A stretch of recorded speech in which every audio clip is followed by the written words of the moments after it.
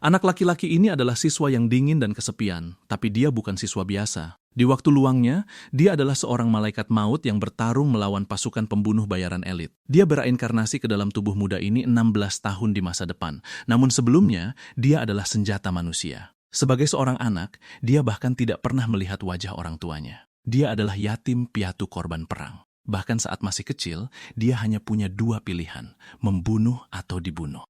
Sebelum dia genap berusia 10 tahun, dia menerima sebuah senjata, dan begitulah pelatihan militernya dimulai.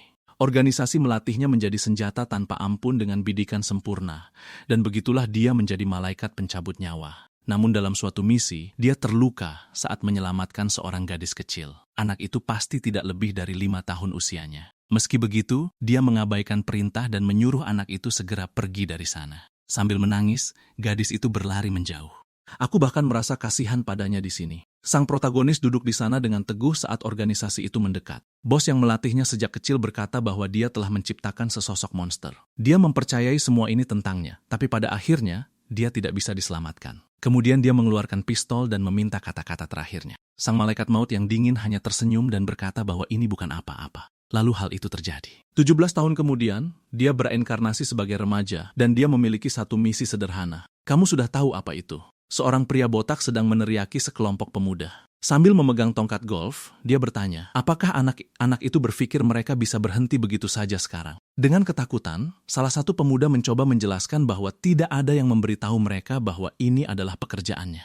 Tepat pada saat itu, pria lain yang merokok di dekatnya berkata itu bukan masalahnya. Putus asa, keduanya berlutut dan memohon, mengatakan tidak mungkin ini pekerjaan normal. Menjerit ketakutan, pemuda itu berkata bahwa dia tidak akan menjemput seorang pembunuh dari tempat kejadian perkara. Kemudian pria botak itu membanting tongkat golfnya ke tanah tepat di depan mereka. Mengancam anak-anak itu, dia menjelaskan bahwa pekerjaan mereka hanya mengangkut orang tanpa mengeluh.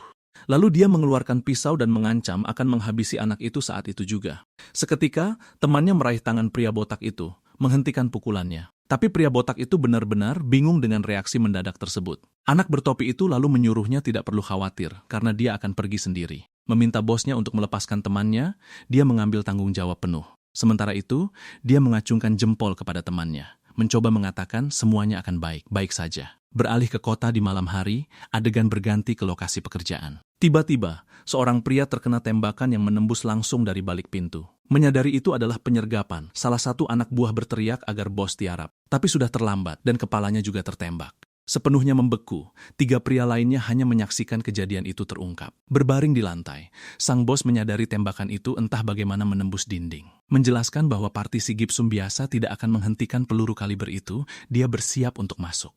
Di dalam, 3 pria tersisa melihat rekan-rekan mereka yang terkapar di lantai. Tepat saat itu, si pembunuh berambut putih menendang pintu dan menyerbu ke dalam ruangan dengan senjata terhunus. Mencoba bereaksi, salah satu pria melemparkan sebuah meja ke arahnya. Dia hanya melihat benda itu terbang ke arahnya tanpa bergerak sedikit pun. Tepat di belakang meja, 3 anak buah terakhir bersiap untuk menembak sekaligus. Namun sebelum mereka bisa melakukan apapun, dia melepaskan satu tembakan yang mengenai ketiganya. Saat mayat-mayat itu berjatuhan, dia berkomentar bahwa tidak mungkin untuk tidak memperhatikan kehadiran mereka di sana. Dia lalu melepaskan satu tembakan terakhir hanya untuk memastikan. Dia kemudian melirik ke sebuah meja di mana dia melihat beberapa minuman. Dengan selesainya pekerjaan itu, dia hanya memasukkan pistolnya yang panas ke dalam ember es. Dia lalu memandangi pemandangan mayat yang berserakan di seluruh ruangan. Bersembunyi di balik pilar, pemuda bertopi itu mengawasi dengan sangat ketakutan. Tapi pada saat yang sama, pembunuh bayaran itu berbalik dan bergegas ke arahnya dengan pistolnya. Putus asa, anak itu mengangkat kedua tangannya dan bertanya apakah dia yang mereka sebut Dahliasan. Mendengar hal itu, sang pembunuh bertanya apakah kebetulan dia adalah kurir penjemput. Dengan senyum gugup, anak itu membetulkan topinya dan membenarkan hal tersebut. Segera setelah itu, adegan beralih ke mereka berdua di dalam mobil yang sedang berkendara melintasi kota. Melaju kencang di jalan raya, mereka berkendara dengan kecepatan tinggi menembus malam. Di dalam kendaraan, pemuda itu mengemudi dengan tegang, sementara si pembunuh mengawasinya dari kursi belakang. Melirik ke kaca spion dengan gugup, anak itu tidak bisa menyembunyikan kekhawatirannya. Sang pembunuh menyadari bahwa dia sedang diawasi dan bertanya apa masalahnya. Berusaha bersikap tenang, anak itu berkata itu hanya karena seorang profesional memiliki aura yang luar biasa. Tanpa menunjukkan reaksi apapun, sang pembunuh hanya terus menatapnya dalam diam. Kemudian setelah beberapa saat, anak itu mengumpulkan keberanian untuk mengajukan sebuah pertanyaan. Dia mulai berkata bahwa saat dia tiba untuk menjemputnya, dia melihat lantai 1. Mengingat pemandangan itu, dia bertanya apakah wanita dan anak yang dia lihat di sana juga menjadi target. Dengan dingin, dia menjawab tidak, tapi mereka akan menjadi pengganggu dan membuat keributan. Menjelaskan bahwa kontraknya menyebutkan para petugas pembersih yang menangani mayat, dia mengatakan bukanlah masalah besar untuk menyingkirkan beberapa orang lagi. Benar-benar terkejut, anak itu berkata bahwa dia bahkan lebih kejam dari desas-desus yang beredar. Mendengar ini, sang pembunuh hanya menyebut nama bunga pemakaman. Terkejut, dia bertanya bagaimana anak itu tahu nama tersebut, dan pengemudi itu menjelaskan bahwa dia mendengarnya dari bosnya. Anak itu kemudian menjelaskan bahwa mereka adalah kelompok pembunuh bayaran elit dengan nama bunga, dan menerima hal itu berarti hukuman mati. Bergumam bahwa bajingan itu bicara lebih banyak dari yang seharusnya, dia tampak sangat kesal dengan situasi tersebut. Tapi pengemudi itu terus berbicara, bahkan setelah menyadari dia menyinggung topik yang sensitif. Menunjuk bekas luka di wajahnya, anak itu bertanya apakah itu disebabkan oleh sayatan pisau. Dia kemudian berkomentar bahwa dia bertanya-tanya siapa di dunia ini yang cukup kuat untuk melukai salah satu bunga pemakaman. Hanya menatap jalanan, sang pembunuh tetap diam, tidak menjawab pertanyaan itu. Merasakan suasana yang berat, anak itu mulai berkeringat di kursi pengemudi. Menyentuh bekas lukanya sendiri, sang pembunuh memutuskan untuk memberitahunya bahwa dulu ada seorang pria di antara bunga pemakaman. Menceritakan kisahnya, dia berkata nama sandi pria itu adalah Nightshade, yang dalam bahasa bunga merupakan undangan menuju kematian. Sesuai dengan namanya, dia adalah eksistensi yang hanya bisa disebut sebagai malaikat maut, tapi dia cukup bodoh karena menentang perintah organisasi. Pada akhirnya, sang pembunuh mengungkapkan bahwa dia telah membunuhnya dengan tangannya sendiri. Mendengar seluruh cerita, anak itu hanya berkata dia mengerti dan suasana menjadi semakin mencekam. Menodongkan pistol ke kepalanya, sang pembunuh bertanya apakah cerita tersebut cukup bagus untuk dibawa ke alam kuburnya. Tidak mengerti, anak itu dengan ketakutan bertanya apa yang sedang dia bicarakan. Tapi sang pembunuh hanya meletakkan jarinya di pelatuk, bersiap untuk menembak. Menjelaskan alasannya, dia berkata cara mengemudi anak itu adalah manuver pelarian yang sempurna untuk menyingkirkan para pengekor. Dan yang terpenting, dia bisa melihat anak itu tidak benar takut meski berpura-pura gugup. Menurutnya, orang yang gugup mengeluarkan keringat dengan bau yang sangat khas, tapi dia tidak mencium hal itu dari anak yang terlihat sangat tenang, bahkan saat berada di depannya. Menggenggam kemudi erat-erat, pengemudi itu bersiap untuk mengambil tindakan. Dia kemudian diam menekan tombol tersembunyi di bagian belakang kemudi. Seketika, dia melepaskan sabuk pengamannya dan menjatuhkan diri ke depan. Benar-benar kebingungan, si pembunuh tidak mengerti apa yang sedang terjadi. Tiba-tiba, mobil berbelok liar di jalan raya dengan kecepatan tinggi. Menginjak rem dengan sekuat tenaga, anak itu membuat mobilnya tergelincir. Dia kemudian menabrakkan kendaraan itu lurus ke pagar pembatas.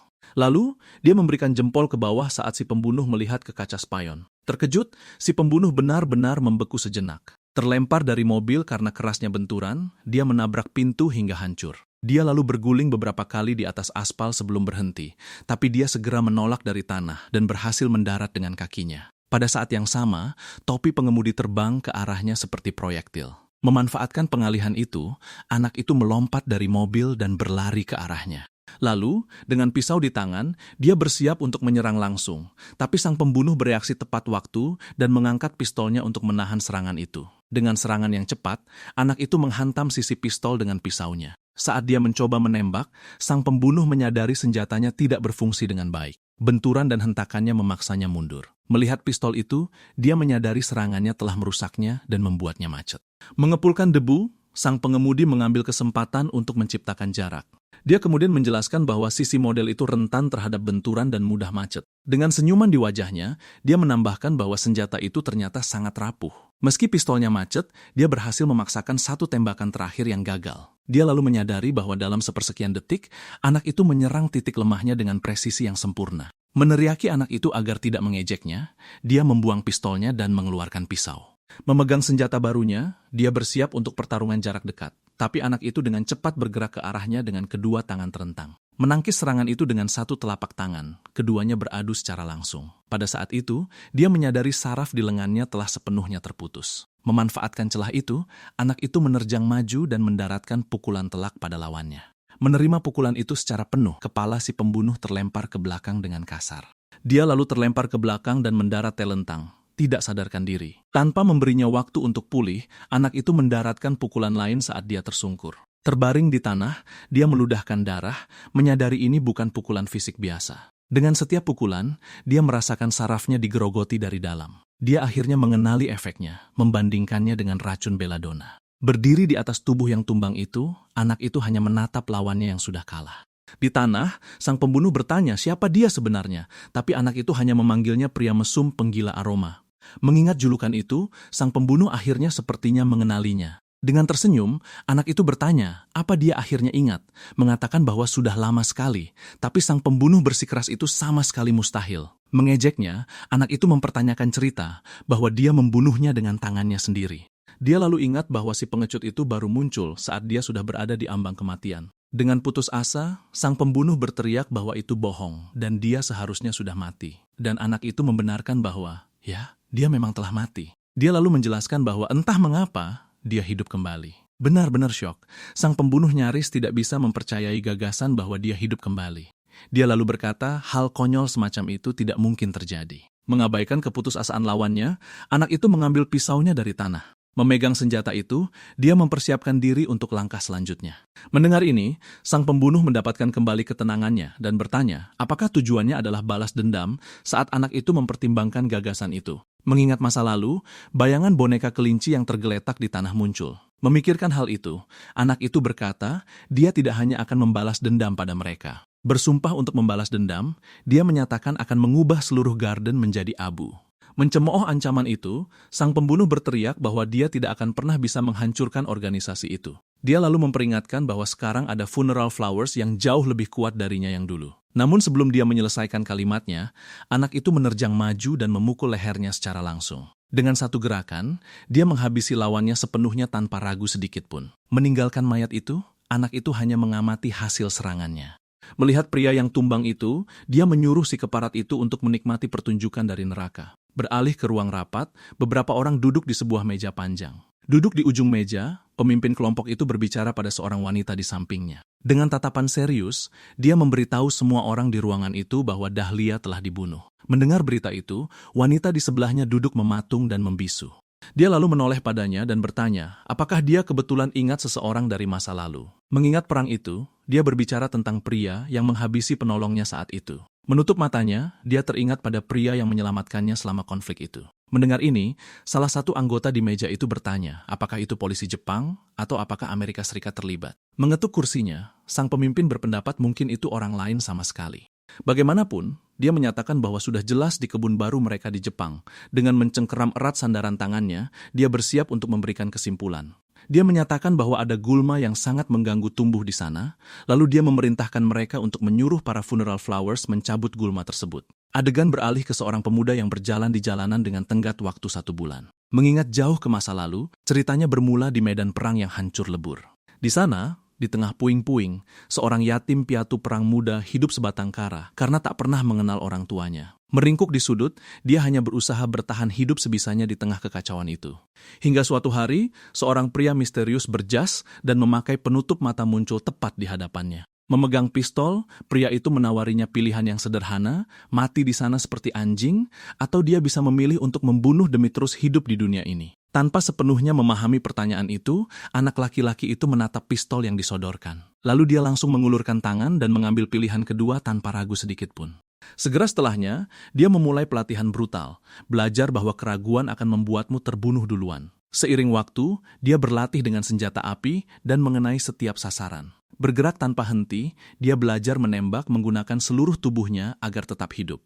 Setelah direkrut, dia menyadari organisasi Funeral Flowers bukanlah sindikat pembunuh biasa. Mereka sebenarnya memperjuangkan tujuan luhur untuk melindungi tatanan dunia dengan segala cara. Target mereka terutama adalah para diktator yang membusukkan dunia dari dalam, serta segala macam gembong narkoba, teroris, dan ancaman lainnya. Pemusnahan yang dilakukan oleh Funeral Flowers telah mencegah perang, sebuah kejahatan yang diperlukan untuk menyelamatkan lebih banyak nyawa. Hanya melakukan apa yang diperintahkan, aku mematuhi perintah tanpa bertanya. Menjadi mesin pembunuh yang menjalankan tujuan luhur mereka, entah kapan tepatnya itu terjadi. Itu terjadi ketika hidupku, yang berjalan seperti jarum jam, mulai keluar jalur. Pada saat itu, semuanya mulai berantakan, dan situasinya menjadi tak tertahankan. Setelah mengabdi pada Garden selama 20 tahun, gadis kecil itu menyadari aku berkeringat deras dan sangat pucat. Tapi aku tetap menentang perintah organisasi, meskipun tahu aku tak akan bertahan lama. Dan sekarang, aku sekarat. Tapi masih ada satu hal terakhir yang harus kulakukan.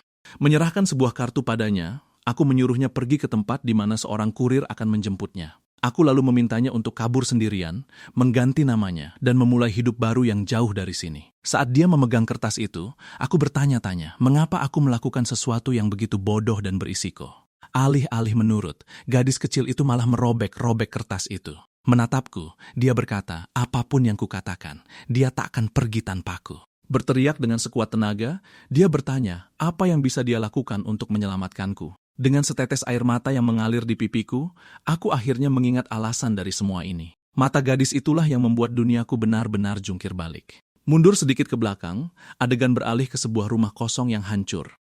Di dalam, aku berada di lantai dikelilingi oleh puluhan botol atropin sulfat. Itu adalah penawar racun gas saraf, tapi obat tetes mata biasa hanya mengandung dalam jumlah kecil. Membayangkan dalam waktu kurang dari 20 menit, dia berhasil mengumpulkan begitu banyak botol, dan lagi, dia melakukannya sendiri tanpa bantuan.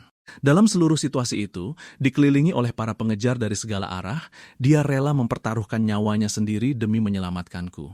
Menyuruhku untuk istirahat, dia meyakinkanku bahwa tak ada siapapun di sekitar sini. Jadi aku bertanya, apakah dia menyesal karena telah membuang satu-satunya kesempatannya untuk bertahan hidup? Tapi dia berkata, dia tidak menginginkan kesempatan semacam itu, dan ingin agar aku terus melindunginya. Jam yang sudah rusak tidak bisa berfungsi lagi. Aku memberitahunya bahwa aku adalah seorang pembunuh, bukan walinya. Diriku yang dulu tidak akan pernah membiarkan hal seperti ini terjadi. Namun setelah berpikir sejenak, aku meletakkan tanganku di atas kepalanya. Aku tidak bisa hidup berutang budi pada seorang anak. Sambil mengulurkan kelingkingku, akhirnya aku berjanji kepadanya. Aku berjanji akan menjaganya sampai dia akhirnya mendapatkan kebebasannya. Dengan senyuman lebar, gadis kecil itu menerima janji kelingking tersebut. Beralih tajam ke masa kini, seorang gadis berteriak dan bersiap untuk memukul. Dia mendaratkan pukulan tepat pada kakaknya, membuatnya terjerembab ke atas kasur. Dengan penuh kebingungan, dia terbangun dan menyadari 17 tahun telah berlalu sejak dia mati. Lalu adiknya memberitahu bahwa ini sudah pukul 07.30 dan dia akan terlambat ke sekolah. Saat dia bangkit, dia menyadari entah bagaimana dia hidup sebagai seorang siswa biasa. Kini setelah berdiri, dia memanggil adiknya sebelum gadis itu meninggalkan ruangan. Sambil berbalik, adiknya berkomentar bahwa dia bertingkah sangat aneh sejak dia jatuh dari tangga dan kepalanya terbentur. Lalu dia mengeluh bahwa kakaknya pulang terlambat kemarin dan pakaiannya bau asap. Teringat pada malam sebelumnya, adegan itu menunjukkan dirinya sedang membakar mobil untuk menghancurkan barang bukti. Masih merasa curiga, adiknya bertanya apakah dia bergaul dengan orang-orang yang salah. Karena panik, dia membuat alasan konyol dengan mengatakan dia berada di acara barbeque temannya, namun adiknya dengan cepat menyadari kebohongan itu dan berkata bahwa dia membenci sayuran. Dia menjawab bahwa seleranya telah berubah. Berusaha menjelaskan, dia berkata bahwa benturan di kepalanya memengaruhi otaknya dan mengubah kesukaannya. Melanjutkan alasannya, dia mengangkat satu jari dan berusaha terlihat semeyakinkan mungkin. Tidak terlalu mempercayainya, adiknya hanya menyuruhnya turun untuk sarapan. Melihat adiknya akhirnya pergi, dia menghela napas lega dan berpikir betapa tajamnya insting gadis itu. Setelah bangun, dia merenungkan bahwa dia telah menjalani kehidupan yang sangat normal, namun ada satu masalah. Menatap bingkai foto di atas laci, dia mengakui bahwa sejujurnya semua ini belum terasa nyata. Dia kemudian bertanya-tanya mengapa kesadarannya, yang telah mati 17 tahun lalu, kini bersemayam di dalam tubuh ini. Sambil mengambil foto keluarga itu, dia terus memikirkan situasi yang sangat ganjil ini. Dia menyimpulkan bahwa dia tidak sekadar mencuri tubuh ini karena ingatan dan emosi anak laki-laki itu masih hidup di dalam dirinya. Semuanya bermula 10 hari yang lalu saat pemilik asli tubuh ini jatuh dari tangga dan kehilangan ingatannya tentang apa yang terjadi. Dia lalu bertanya-tanya, apakah benturan di kepalanya entah bagaimana membangkitkan kenangan dari kehidupan masa lalunya. Kembali ke masa kini, laptopnya tiba-tiba berbunyi bip, menariknya kembali ke dunia nyata. Mengembalikan bingkai foto itu, dia memutuskan bahwa dia harus menangani sesuatu yang jauh lebih penting saat ini. Dengan tatapan penuh tekad, dia berbalik untuk memulai pekerjaan aslinya. Duduk di mejanya, dia memakai headphone dan mulai menggunakan komputer. Beralih ke sebuah ruangan gelap, seorang informan memberitahunya bahwa analisis yang dia minta akhirnya selesai. Menganalisis chip yang dia ambil dari tubuh Dahlia, dia menunggu hasilnya. Mengingat malam sebelumnya, dia mendekati tubuh yang terkapar itu untuk mengambil barangnya. Menggeledah saku mantel, dia akhirnya menemukan apa yang dicarinya. Namun alih-alih sebuah chip, dia menemukan sebuah jam saku tua. Memeriksa benda tersebut, dia menarik bagian atasnya untuk membukanya. Lalu dia menyadari bahwa chip itu sebenarnya disembunyikan di dalamnya selama ini. Kembali ke masa kini, dia memuji kecepatan informannya seraya berkata bahwa tidak sia-sia dia mencarinya. Di ujung telepon, informan itu berkata dia sangat terkejut, dicari lagi setelah lebih dari 1 dekade. Namun setelah mendengar bahwa dia benar-benar telah menghabisi Dahlia, tidak diragukan lagi bahwa itu adalah Nightshade. Sebelum memberikan hasilnya, informan itu bertanya mengapa dia melakukan semua ini. Informan itu teringat bahwa 17 tahun yang lalu, Nightshade menentang perintah untuk melenyapkan seorang ayah dan anak perempuannya, dan konon telah mati. Jadi dia bertanya-tanya mengapa orang sepertinya masih hidup dan menyerang organisasi itu lagi. Langsung pada intinya, sang informan bertanya apakah semua ini karena gadis itu, Lilia. Setelah dia mati, organisasi yang dikenal sebagai The Garden membawa gadis itu pergi. Selama bertahun-tahun, dia dikurung bagaikan burung dalam sangkar, dimanfaatkan sebagai simbol bagi organisasi tersebut. Walaupun dia terlihat bahagia di depan orang lain, dia sebenarnya menjalani kehidupan yang sangat berbeda. Di balik pintu yang tertutup, dia terus dikurung dalam sel tanpa kebebasan sama sekali. Terlebih lagi, dia dengar gadis itu diperlakukan dengan sangat kasar dan kejam. Jadi dia bertanya, apakah alasan dari semua ini adalah untuk menyelamatkannya dari organisasi itu? Dengan mata terpejam, dia tampak sedang merenungkan seluruh situasi ini. Teringat akan senyum gadis kecil itu, dia mengingat kembali janji yang telah dia buat kepadanya. Namun ketika dia membuka matanya, dia hanya berkata bahwa informannya tidak perlu tahu alasannya. Dia kemudian mengingatkan padanya tentang aturan utama mereka, dilarang bertanya hal yang tidak perlu. Tanpa sepatah kata pun, informan itu hanya terdiam di ujung telepon. Menyadari bahwa dia masih sekeras kepala dulu, informan itu akhirnya memutuskan untuk menyerah dan memberikan informasinya. Diiringi suara bip dari komputer, hasil analisis itu akhirnya tiba. Muncul di layar, sang informan mengungkapkan bahwa chip tersebut mencantumkan target Dahlia berikutnya. Mendengar nama itu, dia menatap layar dengan pandangan serius yang sangat fokus. Beralih ke bagian depan sebuah sekolah, beberapa siswa tampak sedang berjalan melintasi halaman. Di pintu masuk, sebuah tanda mengungkapkan bahwa itu adalah sekolah khusus perempuan. Di halaman, seorang gadis berambut panjang berjalan lewat sementara siswi-siswi lain memandanginya. Saat dia lewat, 2 orang teman sekelas menyapanya dan mengucapkan selamat tinggal dengan senyuman. Dengan senyuman ramah, gadis itu membalas, mendoakan agar hari mereka menyenangkan. Namun saat dia memalingkan wajah, semua siswi lainnya mematung hanya dengan menatapnya. Di luar sekolah, teman-temannya berkomentar tentang betapa populer dan luar biasanya dia. Mengawasi dari kejauhan, tokoh utama kita menganalisis situasi tersebut melalui ponselnya. Layar tersebut mengungkapkan bahwa nama targetnya adalah Akari Shido, seorang siswi berusia 17 tahun. Dia adalah putri tunggal dari ketua salah satu sindikat Yakuza terbesar di Jepang. Dan untuk suatu alasan, dia juga adalah wanita yang ingin dibunuh oleh organisasi The Garden. Memikirkan situasi ini, dia melihat dirinya hanya sebagai seorang siswa biasa yang harus melawan sindikat pembunuh bayaran global, yang memiliki pengaruh sangat besar, yang membentang di lingkaran politik dan keuangan di puluhan negara, ditambah dengan daftar para pembunuh yang memiliki kemampuan manusia super, bukan musuh yang bisa dihadapi dengan tangan kosong. Melihat foto gadis itu, dia menyadari bahwa dia perlu memanfaatkan situasi sang gadis untuk membangun fondasi yang dia butuhkan demi menghancurkan The Garden hingga tak bersisa. Masih mengawasi dari jauh, dia terus merumuskan rencananya untuk kedepannya. Sambil berpikir, dia merasa aneh melihat putri seorang Yakuza bersekolah di sekolah elit. Dengan sebuah senyuman, dia berbalik dan mulai berjalan, membayangkan betapa sulitnya menjadi pengasuhnya. Sambil menundukkan kepala, dia berjalan lurus menuju penjaga keamanan yang berdiri di dekatnya. Seketika, pria itu mengancamnya dengan marah, mengeluh bahwa dunia ini bukanlah tempat untuk para amatiran. Menatap anak laki-laki itu, dia menyebutnya sebagai bocah yang mungkin belum pernah sekalipun memegang pistol seumur hidupnya. Dengan tersenyum, dia berkata bahwa sayangnya, dia harus kembali unjuk gigi di dunia mereka. Berdiri di tengah jalan, penjaga itu berkata bahwa itu sudah cukup. Sambil membenarkan lengan bajunya, dia bertanya untuk siapa anak laki-laki itu bekerja dan mengapa dia mengincar sang nona muda. Menoleh ke samping, dia menjawab bahwa dia tidak benar-benar sedang mengikutinya. Mendengar hal ini, penjaga itu mengepalkan tinjunya dan berkata dia tidak butuh jawaban langsung. Memasang kuda bertarung, dia berteriak bahwa dia akan menghajarnya sampai dia menjawab. Dia kemudian menerjang maju dengan serangan cepat, namun anak laki itu berhasil menghindar tipis. Saat menghindar, dia menyadari bahwa gaya bertarung pria tersebut adalah tinju. Berteriak marah, penjaga itu lalu melepaskan rentetan pukulan ke udara. Menyadari setiap pukulannya meleset, dia menatap tajam ke arah bocah itu dengan kemarahan yang semakin menjadi. Dia kemudian menghentakkan kakinya keras-keras ke tanah, bersiap untuk menerjang lagi.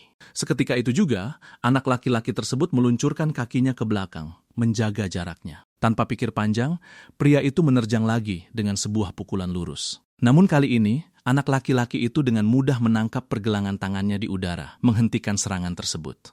Memanfaatkan celah tersebut, dia memelintir lengan sang penjaga dan bersiap untuk melakukan serangan balik. Lewat sebuah gerakan cepat, dia melangkah maju dan mencengkeram leher lawannya yang sudah tak berdaya. Mencengkeram semakin kuat, dia melakukan kuncian jatuhan yang membanting sang penjaga ke tanah. Dia kemudian mendorong pria itu menjauh, mengakhiri konfrontasi tersebut untuk selamanya. Dengan si penjaga yang telah dikalahkan, dia mendekat dan menyuruhnya untuk tenang karena dia bukanlah musuhnya. Menatap pemuda itu, pria tersebut terdiam, tidak yakin harus berbuat apa. Namun tepat pada saat itu, sebuah suara meneriakinya untuk berhenti di sana. Terbaring di tanah, pengawal itu memanggil nama nona mudanya, terkejut dengan kehadirannya. Berdiri di tengah jalan, dia menyaksikan kejadian itu dari kejauhan, tanpa mendekat. Dengan tatapan serius, dia bilang dia tidak tahu siapa pemuda itu, tapi menyuruhnya melepaskan kata Giri. Melihat sikapnya, pemuda itu tersenyum dan berpikir betapa beraninya gadis tersebut. Dengan nada ramah, dia berkata, tidak masalah asalkan gadis itu mau mendengarkannya dulu. Dia lalu mengajaknya minum teh dan bilang dia benar ingin bicara dengannya. Setelah berpikir sejenak, gadis itu akhirnya memejamkan mata dan sepertinya telah membuat keputusan. Membalikan badannya, dia hanya menyuruhnya untuk mengikutinya ke tempat yang lebih tertutup. Dia kemudian mengikutinya menyusuri gang sempit di antara dua bangunan. Turun melewati anak tangga, mereka tiba di sebuah pintu kayu di bagian belakang bangunan. Memasuki Savannah Cafe and Bar, mereka akhirnya duduk untuk berbicara. Duduk di meja, dia berkomentar bahwa tempat itu bagus, tapi tidak terlalu cocok untuk seorang nona muda. Merasa kesal, pengawal itu memanggilnya bajingan, tapi gadis itu memotongnya dan langsung ke inti pembicaraan. Mengambil cangkir tehnya, dia bersiap untuk menanyakan pertanyaan pertamanya. Menyesap tehnya, dia berkata bahwa pemuda itu mendekatinya karena suatu alasan, kan? Dia kemudian menjelaskan bahwa gadis itu bukanlah targetnya, melainkan pembunuh sungguhanlah yang sebenarnya mengincarnya. Mendengar pengungkapan ini, keduanya terdiam, benar-benar terkejut dengan kabar tersebut. Namun dia melanjutkan dengan berkata bahwa pengawalnya tidak akan bisa melindunginya dari Cuka. Karena tidak mengerti, gadis itu bertanya apa itu Cuka dengan raut wajah kebingungan. Dia lalu mengungkapkan bahwa mereka adalah pembunuh bayaran tingkat tinggi, dan bahkan seluruh pasukan Yakuza pun tidak akan punya peluang melawan mereka. Dengan tatapan serius, gadis itu menoleh dan menatapnya. Mencondongkan tubuhnya ke meja, dia bertanya, siapa pemuda itu dan apa sebenarnya yang dia ketahui tentang semua ini. Tanpa menjawab langsung, dia hanya terus menatap mereka dalam diam. Dia kemudian menjelaskan bahwa dia tidak menganggap dirinya sekutu, melainkan musuh dari musuh mereka. Dengan tersenyum, dia menawarkan diri untuk menyingkirkan Cuka demi gadis itu. Tapi sebagai gantinya, dia akan tinggal di kediamannya untuk sementara waktu. Marah dengan tawaran itu, sang pengawal melompat berdiri dan bersiap menerjangnya. Dengan tatapan dingin, dia memperingatkannya, aku tidak akan melakukan itu jika aku jadi kau. Duduk di meja, dia melepaskan aura membunuh yang melumpuhkan semua orang. Tertegun oleh tekanan itu, sang pengawal tidak tahu bagaimana harus bereaksi terhadap ancaman tersebut. Mundur selangkah, dia duduk kembali, benar-benar terintimidasi oleh situasi itu. Kembali tenang, gadis itu bertanya, kenapa dia harus mempercayainya. Dia kemudian mengungkapkan bahwa tempo hari di Yokohama, 3 eksekutif dan rekan mereka telah dibunuh. Melanjutkan penjelasannya, dia bilang bahwa yang bertanggung jawab adalah para pembunuh bayaran Cuka. Curiga, sang pengawal berkata bahwa insiden itu bahkan tidak ada di berita. Menempelkan jari ke kepalanya, dia menjelaskan sepertinya media benar-benar telah dibungkam.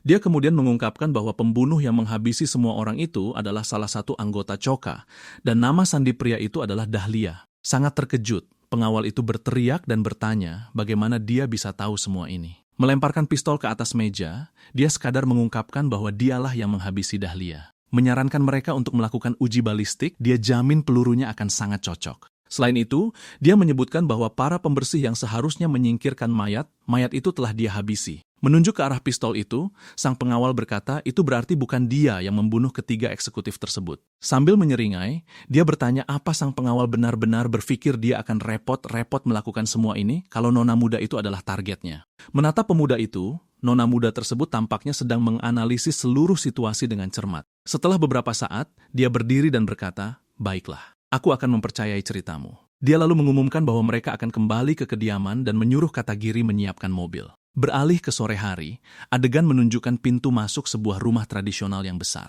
Di dalam sebuah ruangan, gadis itu dan pengawalnya menunggu dalam diam sejenak. Berbalik ke arahnya, sang pengawal berkata bahwa dia menentang membiarkan bajingan mencurigakan sepertinya masuk ke rumah mereka. Namun tepat pada saat itu, pemuda tersebut berjalan masuk ke ruangan seolah-olah dia pemilik tempat itu. Melihat sekeliling, dia menunjuk ke lorong lantai 2 dan bertanya, apa barang keramik di atas sana itu asli. Saat gadis itu membenarkannya, sang pengawal meledak amarahnya, berteriak dan bertanya, siapa yang memberinya izin untuk berkeliaran.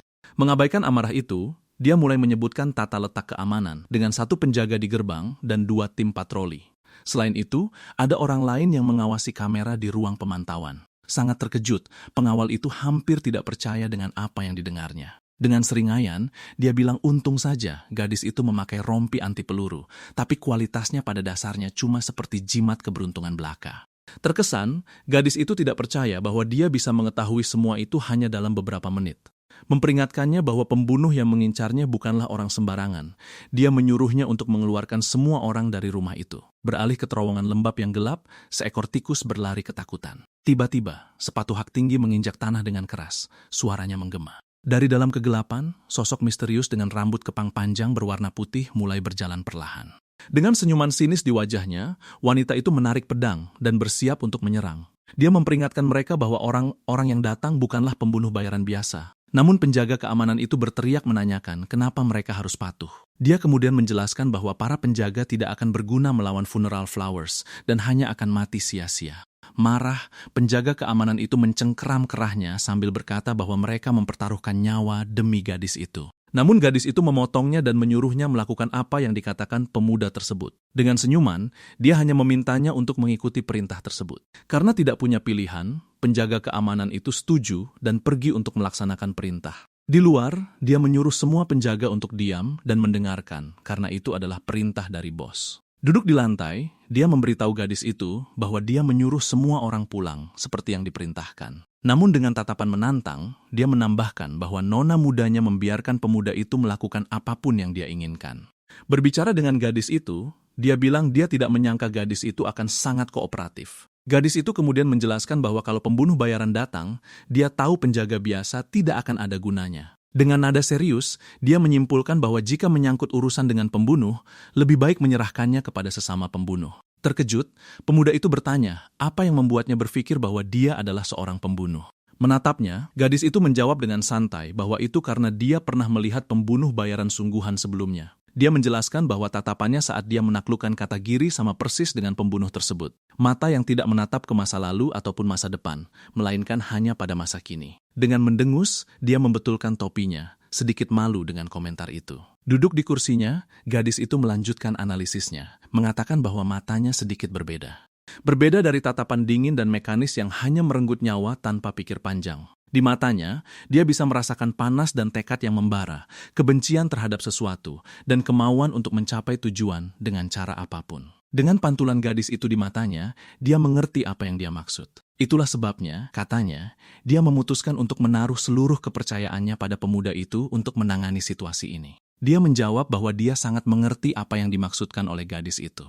Lalu dia bertanya tentang pembunuh bayaran yang memiliki mata yang sama sepertinya ini. Gadis itu kemudian mengungkapkan bahwa dia adalah wanita yang membunuh ayahnya, mantan kepala kelompok Shido. Mengingat kejadian itu, dia bilang dia menyaksikan semuanya dengan mata kepalanya sendiri. Penasaran, dia bertanya wanita seperti apa dia dan bagaimana tindak tanduknya. Dia menggambarkan sang pembunuh sebagai wanita elegan dengan senyum lembut di wajahnya, dan bahwa dia muncul begitu saja di hadapan ayahnya seolah sedang mengunjungi teman lama. Mengingat serangan itu, dia menceritakan bahwa beberapa pengawal disayat lehernya secara bersamaan.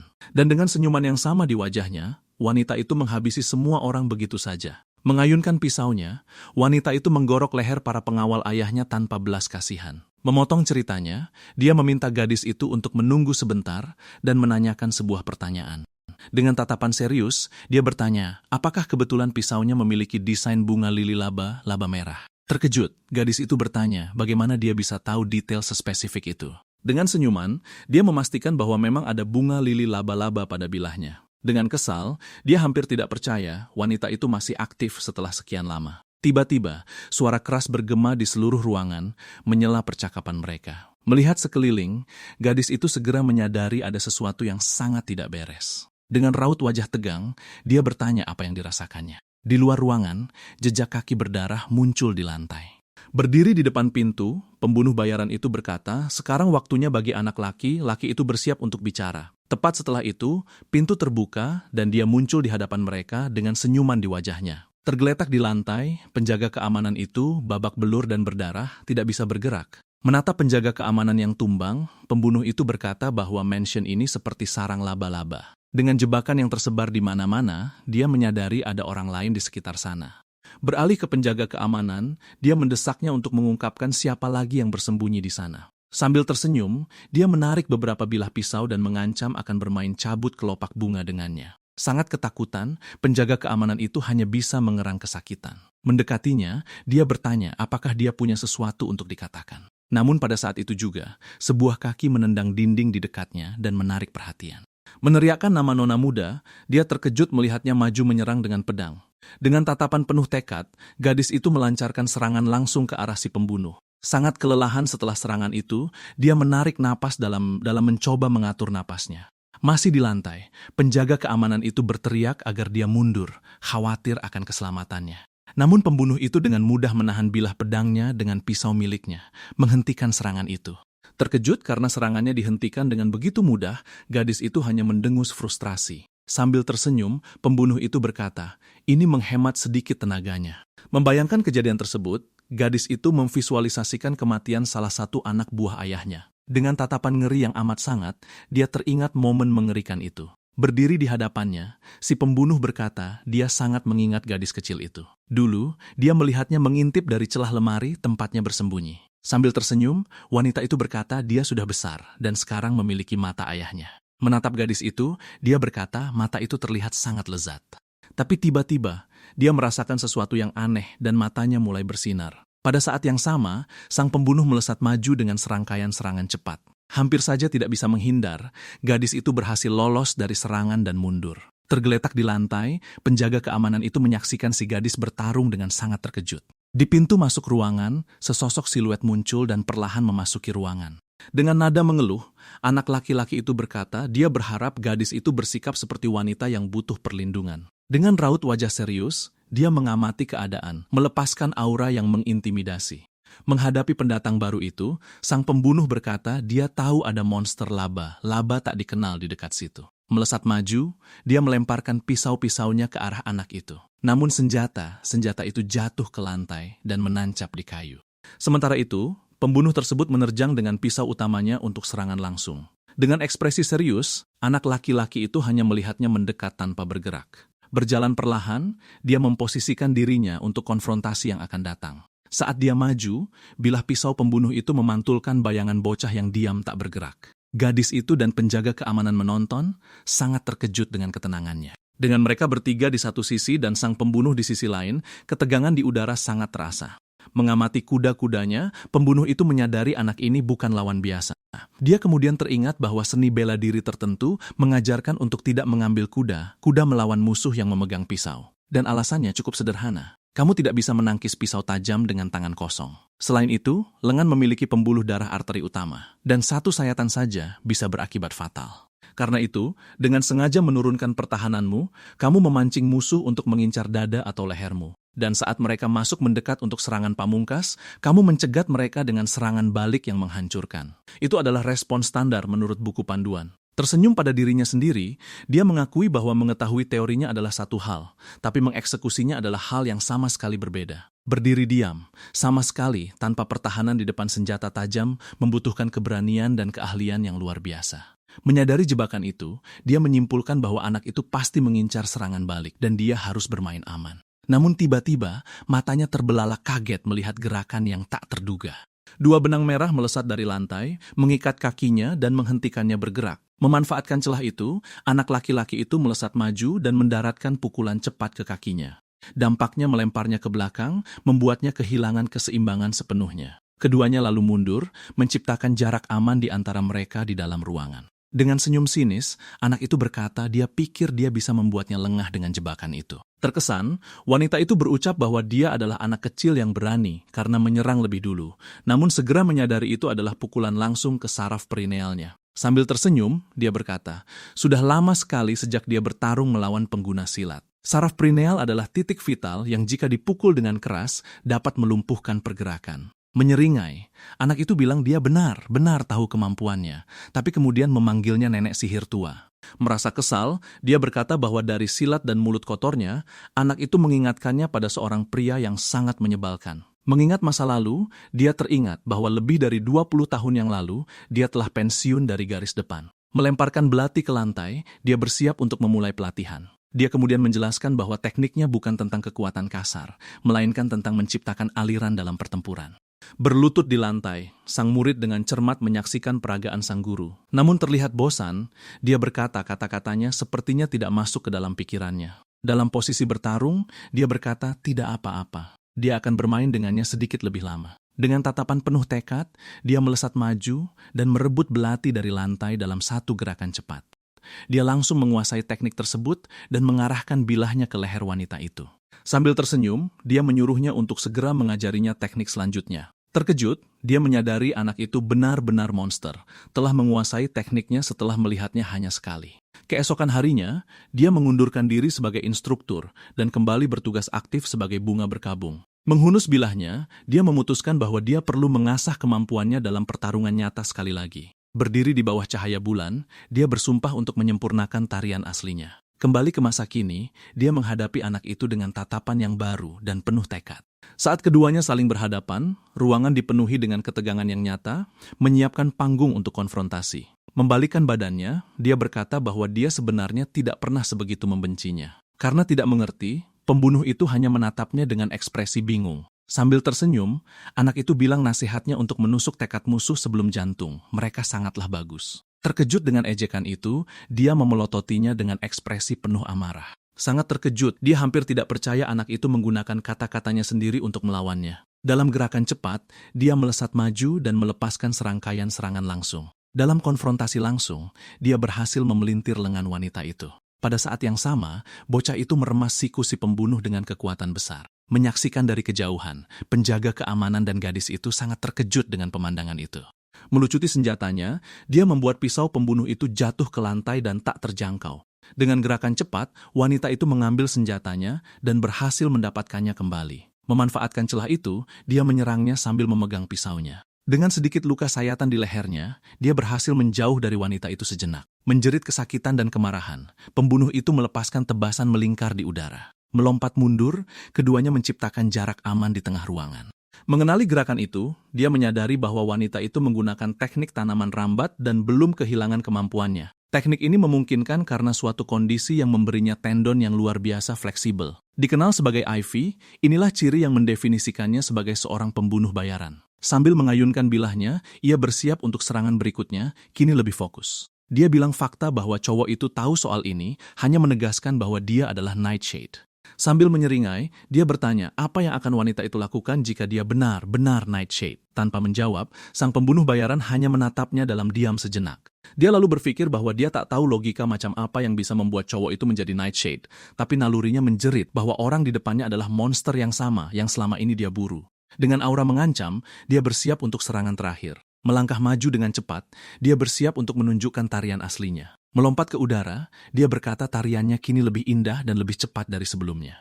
Mengayunkan pisaunya, dia menantang cowok itu untuk menyaksikan teknik pamungkasnya. Menebas udara, dia maju dengan serangkaian serangan cepat. Dengan bilah pedang yang berkilat, dia melepaskan teknik paling mematikannya, tarian kematian. Menonton dari jauh, gadis itu dan pengawalnya benar-benar terkejut dengan kecepatannya. Memperingatkan mereka berdua, dia menyuruh mereka agar tak terkecoh oleh lintasan pisaunya. Dengan kepalan tangan, dia menangkis semua serangan sang pembunuh. Sangat terkejut, mereka sadar cowok itu menangkis pisau dengan tangan kosong. Dengan tatapan tajam, gadis itu hanya menyaksikan pemandangan tersebut dari kejauhan. Namun meski begitu, cowok itu terus menangkis serangan dengan tinjunya.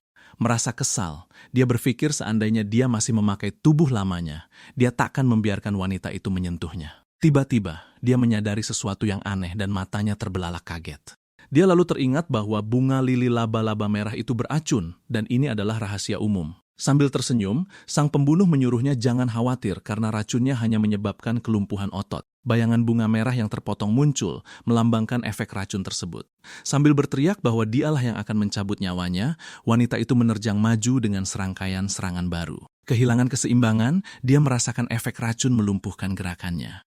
Menyadari adanya celah, sang pembunuh berteriak, sekarang, dan bergerak untuk serangan terakhir. Dalam gerakan cepat, dia melepaskan diri dari rentetan serangan tarian kematian. Dengan satu pukulan mematikan yang tak mungkin meleset, dia bersiap untuk mengakhiri pertarungan. Menyerang dengan seluruh tenaganya, dia melepaskan serangan terakhir ke arahnya. Serangan itu bersarang tepat di dadanya, dan wanita itu merayakan kemenangannya. Dengan senyum puas, dia bersiap untuk menikmati momen tersebut. Tiba-tiba, cowok itu muncul di belakang sang pembunuh dan bersiap untuk menyerang. Sangat terkejut dengan serangan itu, dia menjerit. Tidak mengerti apa yang sedang terjadi.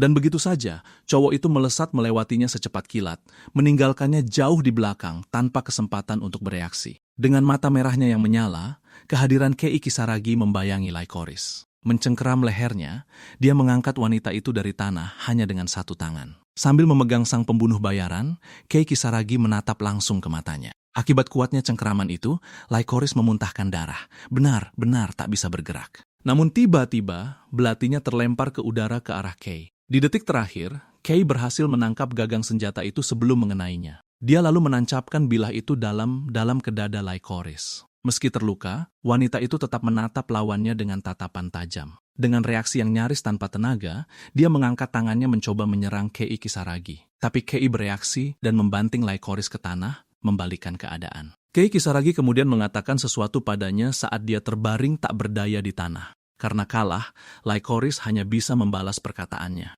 Sambil berdiri, dia menatap jasad lawannya. Di latar belakang, Akari Shido dan Katagiri menyaksikan pemandangan itu tanpa bergerak. Terlihat dari kakinya bahwa Kei Kisaragi juga terluka selama pertarungan. Merasakan efek dari pertarungan, Kei Kisaragi akhirnya menghembuskan napas yang dia tahan.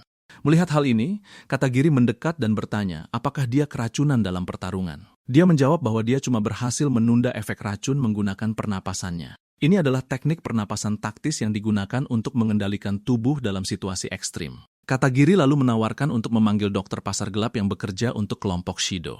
Menolak bantuan itu, Kei Kisaragi memakai topinya dan berkata bahwa setiap pembunuh bayaran selalu membawa penawar racun. Akari dan Katagiri hanya menonton, tidak mengerti apa yang dia lakukan. Tepat setelah itu, Kei Kisaragi menunjukkan arloji saku yang dia ambil dari Lycoris, mengatakan bahwa dia menemukan petunjuk berikutnya. Saat menganalisis benda itu, dia yakin arloji ini menyimpan jawaban tentang siapa yang menginginkan kematiannya dan apa alasannya. Mendengar hal ini, Akari Shido tetap diam dan hanya menatapnya. Di tempat lain, adegan beralih ke salah satu gedung di kompleks kelompok Shido. Di dalam, Katagiri sedang duduk memulihkan diri dari pertarungan. Di lantai, kotak P3K terbuka dengan beberapa peralatannya yang berserakan.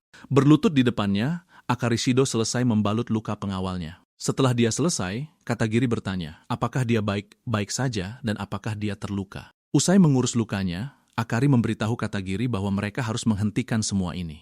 Mengingat pertarungan tadi, dia berkata bahwa setelah melihat apa yang terjadi, dia kini memahami situasinya. Dia melanjutkan, mengatakan bahwa kekuatan yang ditunjukkan Kei Kisaragi bukanlah kekuatan manusia. Ingatan pertarungan menunjukkan kekuatan dan kecepatan yang Kei gunakan saat melawan Lycoris. Menurut Akari, tingkat pertarungan itu berada di dimensi yang sama sekali berbeda dari pertarungan antar geng. Sambil menundukkan kepala, Katagiri mengakui bahwa dengan kekuatan yang dimilikinya saat ini, dia tak lagi mampu melindungi putri mantan bosnya. Mendengar hal itu, Akari Shido hanya menatap pengawalnya. Mendengar itu, Katagiri berdiri dan berkata, dia takkan membiarkan gadis itu terlibat dalam dunia para monster ini. Dia lalu memintanya untuk lari ke tempat yang aman sementara dia mengurus urusan geng. Namun tiba-tiba, sebuah suara terdengar, mengomentari pilihan untuk melarikan diri. Saat berbalik, mereka melihat Kei Kisaragi berdiri di pintu, menatap mereka. Dia lalu menatap langsung ke arah Akari Shido dengan ekspresi tenang. Tetap tenang, Akari balas menatap Kei, tak mau memalingkan pandangannya. Dia lalu berkata bahwa gadis itu bukanlah murid yang lugu, melainkan putri dari Shido. Sambil mengatakan bahwa takdir darah dan kekerasan telah tertanam di dalam dirinya, Kei Kisaragi menjelaskan bahwa itu adalah bagian dari dirinya. Dia melanjutkan, mengatakan bahwa itu seperti kutukan yang tak peduli kemanapun dia lari, pada akhirnya akan menyusulnya. Tak bisa menerima hal itu, Katagiri membentaknya untuk berhenti bertingkah seolah dia tahu segalanya. Mengabaikan sang pengawal, Kei mengangkat sebuah laptop dan menyatakan bahwa dia telah menemukan nama klien di balik serangan tersebut. Mendengar hal ini, baik Akari Shido maupun Katagiri benar-benar tercengang dengan pengungkapan tersebut. Dia lalu menjelaskan bahwa seorang informan menganalisis data dari arloji saku itu dengan kecepatan tinggi. Menahan informasinya, Kei bertanya, apakah mereka tak ingin tahu nama pelaku yang mengirim para pembunuh bayaran itu? Akari lalu menyuruhnya untuk berhenti mengulur waktu dan katakan saja apa yang dia temukan. Pada saat itu, Kei bersiap membuka laptop dan menunjukkan hasil penyelidikannya. Memperlihatkan layarnya, dia menunjukkan bahwa kliennya adalah Masaya Kuroki, ajudan kelompok Shido. Katagiri bereaksi seketika, tak percaya bahwa nama itu adalah pengkhianat yang sebenarnya. Akari lalu menjelaskan bahwa Kuroki adalah pria yang dibawa ayahnya dan naik pangkat dengan kecepatan yang belum pernah ada sebelumnya. Mengingat pria itu, Katagiri tahu dia sangat ahli dalam menangani bisnis ilegal organisasi tersebut. Mengelola kasino dan arena pertarungan bawah tanah, dia berhasil menghasilkan jumlah uang yang sangat besar. Berkat hal ini, dia menyetor uang dalam jumlah besar ke geng, sehingga memperkuat posisinya. Katagiri melanjutkan, menjelaskan bahwa meskipun sebagai orang luar, sudah pasti bahwa Kuroki akan menjadi seorang eksekutif. Memotong penjelasan itu, Kei Kisaragi berkata, mungkin dia tak puas hanya menjadi seorang eksekutif. Dia mengungkap bahwa pembunuh bayaran yang disewa, seperti Dahlia dan Lycoris, adalah bagian dari kelompok yang lebih besar. Menjelaskan rencananya, Kei berkata Kuroki bergabung dengan organisasi bernama Garden untuk melenyapkan para petinggi Shido. Bersama-sama, mereka berencana untuk melenyapkan bos, eksekutif veteran, dan juga putri sang bos. Tujuan akhirnya adalah duduk di tahta kelompok Shido dan menggunakan kekuasaannya untuk menyatukan dunia bawah.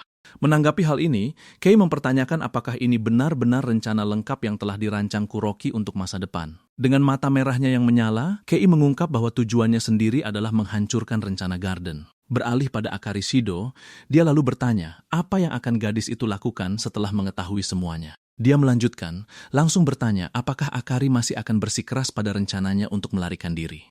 Bangkit dari lantai, Akari melangkah mendekati jendela ruangan. Menarik gordennya, dia menatap malam di luar sejenak. Membelakangi mereka berdua, dia menyuruh mereka untuk tidak bertingkah konyol dengan saran itu. Menyadari perubahan sikapnya, Katagiri berseru, memohon padanya agar tidak melakukannya. Akari lalu berbalik dan berterima kasih pada pengawalnya, Katagiri, atas kesetiaannya. Dia menatap mereka berdua, menyatakan bahwa pelarian yang menyedihkan tanpa mengetahui pembunuh orang tuanya sama sekali bukan cara klan Shido. Mendengar tekadnya, Katagiri hanya mengatupkan rahang dan memejamkan mata, tak berkata apa-apa. Melepas topinya, Kei Kisaragi berkomentar bahwa keputusannya sepertinya sudah bulat. Akari lalu menjawab bahwa dia tak pernah berniat untuk lari sejak awal. Dia melanjutkan, menjelaskan bahwa dia tahu kekayaan yang diwarisinya tidak dibangun secara sah. Namun kemudian dia berteriak bahwa dia tak akan menyerahkan nama Shido pada pengecut seperti itu. Menghadapi sikapnya, Kei Kisaragi hanya menyeringai tipis. Akari lalu berpaling padanya dan menanyakan namanya karena dia belum mendengarnya. Dia menjawab akan lebih baik bagi mereka berdua jika gadis itu tidak mengetahui hal-hal yang tak perlu tentangnya. Mengulurkan tangannya, Akari Shido berkata dia menyewanya untuk menjadi kekuatan yang dia butuhkan guna melawan Kuroki. Kemudian dia menawarkan imbalannya, yakni tujuannya untuk memusnahkan Garden. Akari lalu menyatakan bahwa dia akan mempertaruhkan semua milik klan Shido demi bekerja sama dengannya. Mendengar tawaran itu, Kei Kisaragi hanya menatapnya dalam diam sejenak. Taruhan ini mencakup seluruh jaringan informasi dan kekuatan finansial yang tersebar di seluruh dunia bawah. Terlebih lagi, ini juga melibatkan koneksi yang menjangkau dunia politik dan bisnis. Menganalisis tawaran itu, Kei Kisaragi paham tak ada dukungan yang lebih baik untuk menghancurkan Garden. Menjabat tangannya, dia akhirnya menyegel kesepakatan di antara mereka. Beralih adegan ke sebuah gedung mewah di kota, malam berlanjut dengan damai. Duduk di sofa, Masaya Kuroki bertanya apa yang sedang terjadi karena dia belum mendengar kabar dari Lycoris. Dia lalu beralih pada sosok berkerudung yang berdiri di sudut ruangan. Memanggil nama Campanula, dia bertanya, apa pendapat orang itu tentang situasi ini? Dengan mata biru yang menatap tajam, sosok itu hanya memberikan jawaban samar. Kuroki lalu bertanya, apakah Campanula tidak mendengar berita apapun tentang apa yang terjadi? Bersandar di dinding, Campanula berkata bahwa mengawasi Lycoris bukanlah tugasnya. Dia melanjutkan, memberi kesan kalau wanita itu mungkin kesal karena ditugaskan menghabisi seorang murid biasa. Meskipun terdengar suara benturan bergema di seluruh ruangan, Campanula sama sekali tidak bergerak. Kesal, Kuroki berdiri dan berteriak padanya agar berhenti bicara omong kosong. Tak gentar, Campanula hanya menatapnya dari balik kerudungnya. Namun sebelum Masaya selesai mengeluh, suara pembunuh bayaran itu memotongnya. Dalam sekejap, Campanula muncul di depan Masaya dan menyerang lehernya. Dengan bilah pisau di lehernya, Masaya Kuroki lumpuh, tak mengerti bagaimana dia bisa diserang secepat itu. Menatapnya, Campanula memperingatkannya agar jangan salah sangka, karena mereka hanya membantu demi tujuan Garden. Menegaskan peringatannya, dia berkata Funeral Flowers bukanlah pionnya, memaksa Kuroki untuk segera meminta maaf. Tepat setelahnya, dia menarik pisaunya, membuat sayatan kecil di leher Kuroki, dan menyuruhnya untuk lebih berhati-hati lain kali. Setelah itu, pembunuh itu hanya mundur, membiarkan Kuroki sendirian di tengah ruangan. Campanula lalu berhenti, bersandar di dinding, dan sekadar mengamati reaksinya. Menyentuh lehernya, Kuroki menenangkan diri dan berkata bahwa nyawa satu murid tidak akan memengaruhi rencana keseluruhan. Pada titik ini, adegan menunjukkan bahwa semua eksekutif veteran yang paling bermasalah telah disingkirkan. Kini sambil berdiri, Kuroki menyatakan bahwa grup Shido adalah miliknya, dan dia akan menggunakannya untuk menyatukan dunia bawah negara ini. Mendengar rencana itu, Campanula hanya tersenyum dan berkata bahwa segalanya akan dilakukan atas nama Garden. 2 hari kemudian, malam kembali turun di kota, menunjukkan kemajuan dari rencana Kuroki. Di dalam salah satu bisnis ilegalnya, kita melihat kasino bawah tanah beroperasi dengan kekuatan penuh. Di meja-meja, beberapa orang bertaruh besar pada roulette dan permainan kartu tanpa rasa peduli.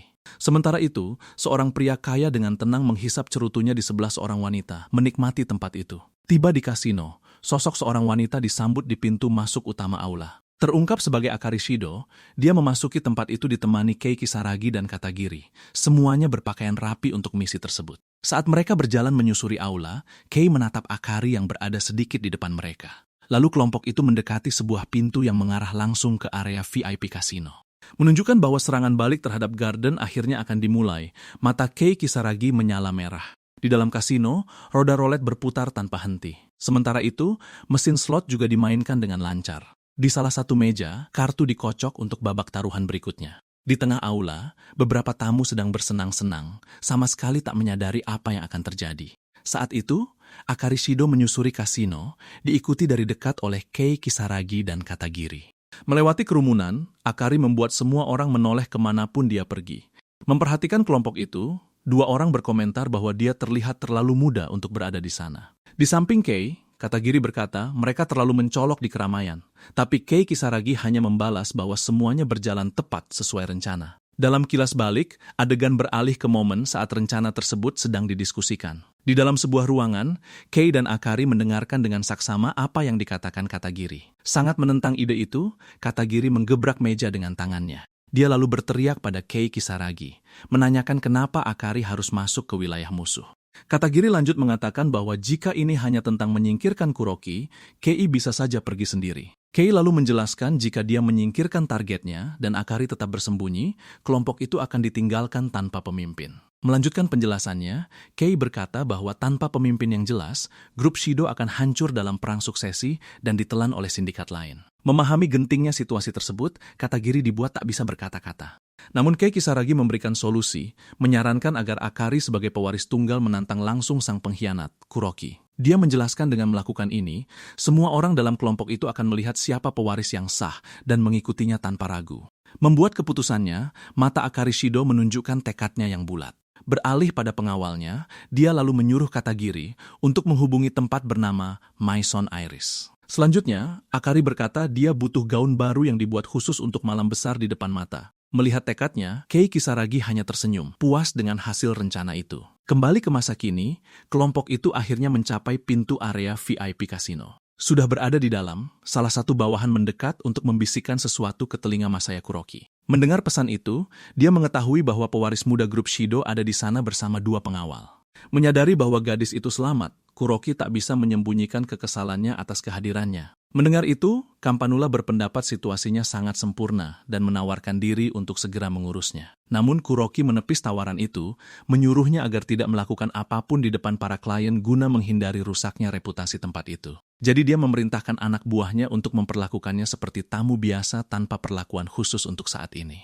Berdiri di depan pintu VIP, kelompok itu bersiap memasuki aula utama. Mengamati area itu, Katagiri berkata bahwa Kuroki yang tidak datang menyambut mereka hanya menegaskan pengkhianatannya. Fokus pada tujuannya, Kei Kisaragi berkata langkah pertama adalah menarik target ke arena permainan. Mendengar rencana itu, Akari Shido berbalik dan mulai melangkah menyusuri kasino. Dengan tegas, dia mengumumkan bahwa dia akan bermain sedikit sebelum aksi dimulai tepat setelah dia mendekati salah satu dari sekian banyak meja blackjack. Berjalan melewati para tamu, kelompok itu mencapai sebuah meja tempat beberapa pria sedang bermain. Berusaha menghentikannya, bandar itu meminta maaf dan melangkah ke depannya. Sementara itu, para pemain di meja hanya memperhatikan situasi itu dengan tatapan mengejek. Sang bandar lalu memberitahunya bahwa taruhan minimum di meja ini adalah 1 juta yen. Tanpa sepatah kata pun, Kei Kisaragi mengangkat koper hitam yang dibawanya. Dia lalu membuka koper itu seketika, memperlihatkan isinya, dan menumpahkan semuanya ke atas meja. Segunung koin kasino menutupi permukaannya. Dihadapkan pada pemandangan itu, Akari Shido berkata dia tak peduli dengan jumlahnya karena dia tak suka taruhan kecil. Saat bandar itu meminta maaf, dia akhirnya duduk di meja dan bersiap untuk bermain. Dengan permainan yang akan segera dimulai, bandar mengocok kartu untuk ronde pertama. Sambil mendoakan keberuntungannya, dia lalu menggeser kartu pertama ke arah Akari Shido. 1 jam kemudian, suasana di meja menjadi tegang dan pemain lainnya mulai gelisah. Bahkan bandar yang tadinya tenang pun mulai berkeringat dingin karena gugup. Sementara itu, Akari Shido tetap tenang, hanya menatap tajam ke arah meja. Menumpuk gunungan chip, dia terus memenangkan setiap ronde dengan mudah. Melihat situasi itu, bandar mengumumkan akhir taruhan untuk ronde tersebut. Dengan 1 kartu terbuka, dia menunjukkan bahwa tangannya bernilai 5 poin. Di sisi lain, tangan Akari Shido memiliki total 11 poin yang menunggu langkah selanjutnya. Mempertahankan ketenangannya, dia menatap tajam bandar, menunggu kartu berikutnya. Merasakan tekanan yang memuncak, bandar itu terlihat semakin tegang. Dia kemudian membalik kartu lainnya, mengungkapkan total 16 poin di atas meja.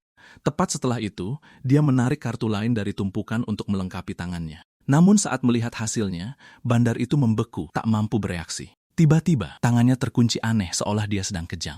Mengungkapkan kartu terakhirnya, bandar menunjukkan 8 hati yang menyentuh meja. Dengan langkah itu, jumlah kartunya melebihi batas 21 poin. Dia lalu mengakui kekalahannya sendiri dan mengumumkan kemenangan sang tamu, membuat kerumunan terkejut. Mengawasi semuanya dengan saksama, Kei Kisaragi hanya tersenyum, bertanya-tanya apa yang sebenarnya sedang terjadi. Blackjack bukan sekadar permainan keberuntungan. Strategi kini mulai dimainkan. Dengan menghafal kartu dan menghitung peluangnya, menghitung kartu adalah kunci kemenangan. Ini adalah strategi yang sama yang digunakan oleh tim mahasiswa terkenal yang memenangkan jutaan dolar di Las Vegas. Tapi kemampuan Kei berada di level yang sama sekali berbeda, bahkan melampaui legenda itu.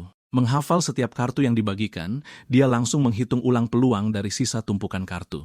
Menggunakan pantulan dari jam tangannya, Kei Kisaragi terus-menerus memberikan informasi kepada Akari melalui sinyal cahaya. Menganalisis variabel yang tak terhitung jumlahnya, dia menyimpulkan solusi ideal seolah sedang merencanakan pembunuhan, menghitung segalanya dari pola perilaku target hingga rute penyusupan yang mungkin. Dibandingkan dengan membaca medan perang, menganalisis 312 kartu dari 6 tumpukan jauh lebih mudah. Ini adalah kemampuan pemrosesan kecepatan tinggi yang hanya bisa dilakukan oleh Nightshade.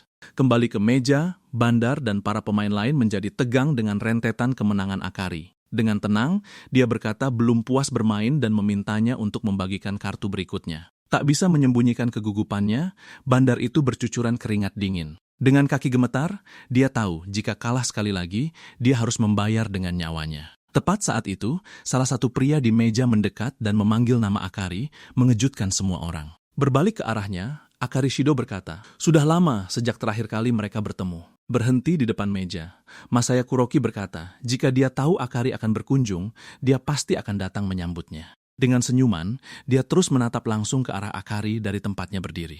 Di sebelahnya, Katagiri berkata itu adalah kebohongan paling terang-terangan yang pernah dia dengar. Mengabaikan komentar itu, Kuroki menatap tumpukan chip yang dimenangkannya di atas meja. Dia lalu melangkah lebih dekat, menatap gadis yang duduk di depannya. Sambil bertepuk tangan, Kuroki mengucapkan selamat atas kemenangan Akari dan menawarkan untuk mencairkan hadiahnya. Mengeluarkan segepok uang tunai dari sakunya, dia berkata itu adalah hadiah perayaan. Sambil menawarkan uang itu, dia menyarankan agar Akari menggunakannya untuk mentraktir temannya makan. Tapi Akari Shido memotongnya, mengatakan tikus yang menetap di istana ayahnya sudah menjadi cukup gemuk. Mendengar ejekan itu, senyuman Masaya Kuroki langsung lenyap. Kemudian, Akari menuduhnya bertingkah seperti raja dengan bantuan seseorang yang dipanggil sang florist. Merasakan beratnya tuduhan itu, ekspresi Kuroki berubah total. Bingung, para pria lain di meja bertanya-tanya siapa gadis ini dan apa itu florist. Menatap Akari, Kuroki berkata akan lebih baik baginya untuk mengakhiri permainan kecil ini di sini. Setuju dengannya, Akari Shido mendadak berdiri dari meja. Sambil berdiri, dia berkata sudah bosan dengan permainan kartu dan menginginkan sesuatu yang lebih. Menghadap Masaya Kuroki, dia meminta untuk ikut serta dalam atraksi paling populer di tempat ini. Kuroki hanya menatapnya dalam diam, menunggu untuk melihat seberapa jauh dia akan bertindak.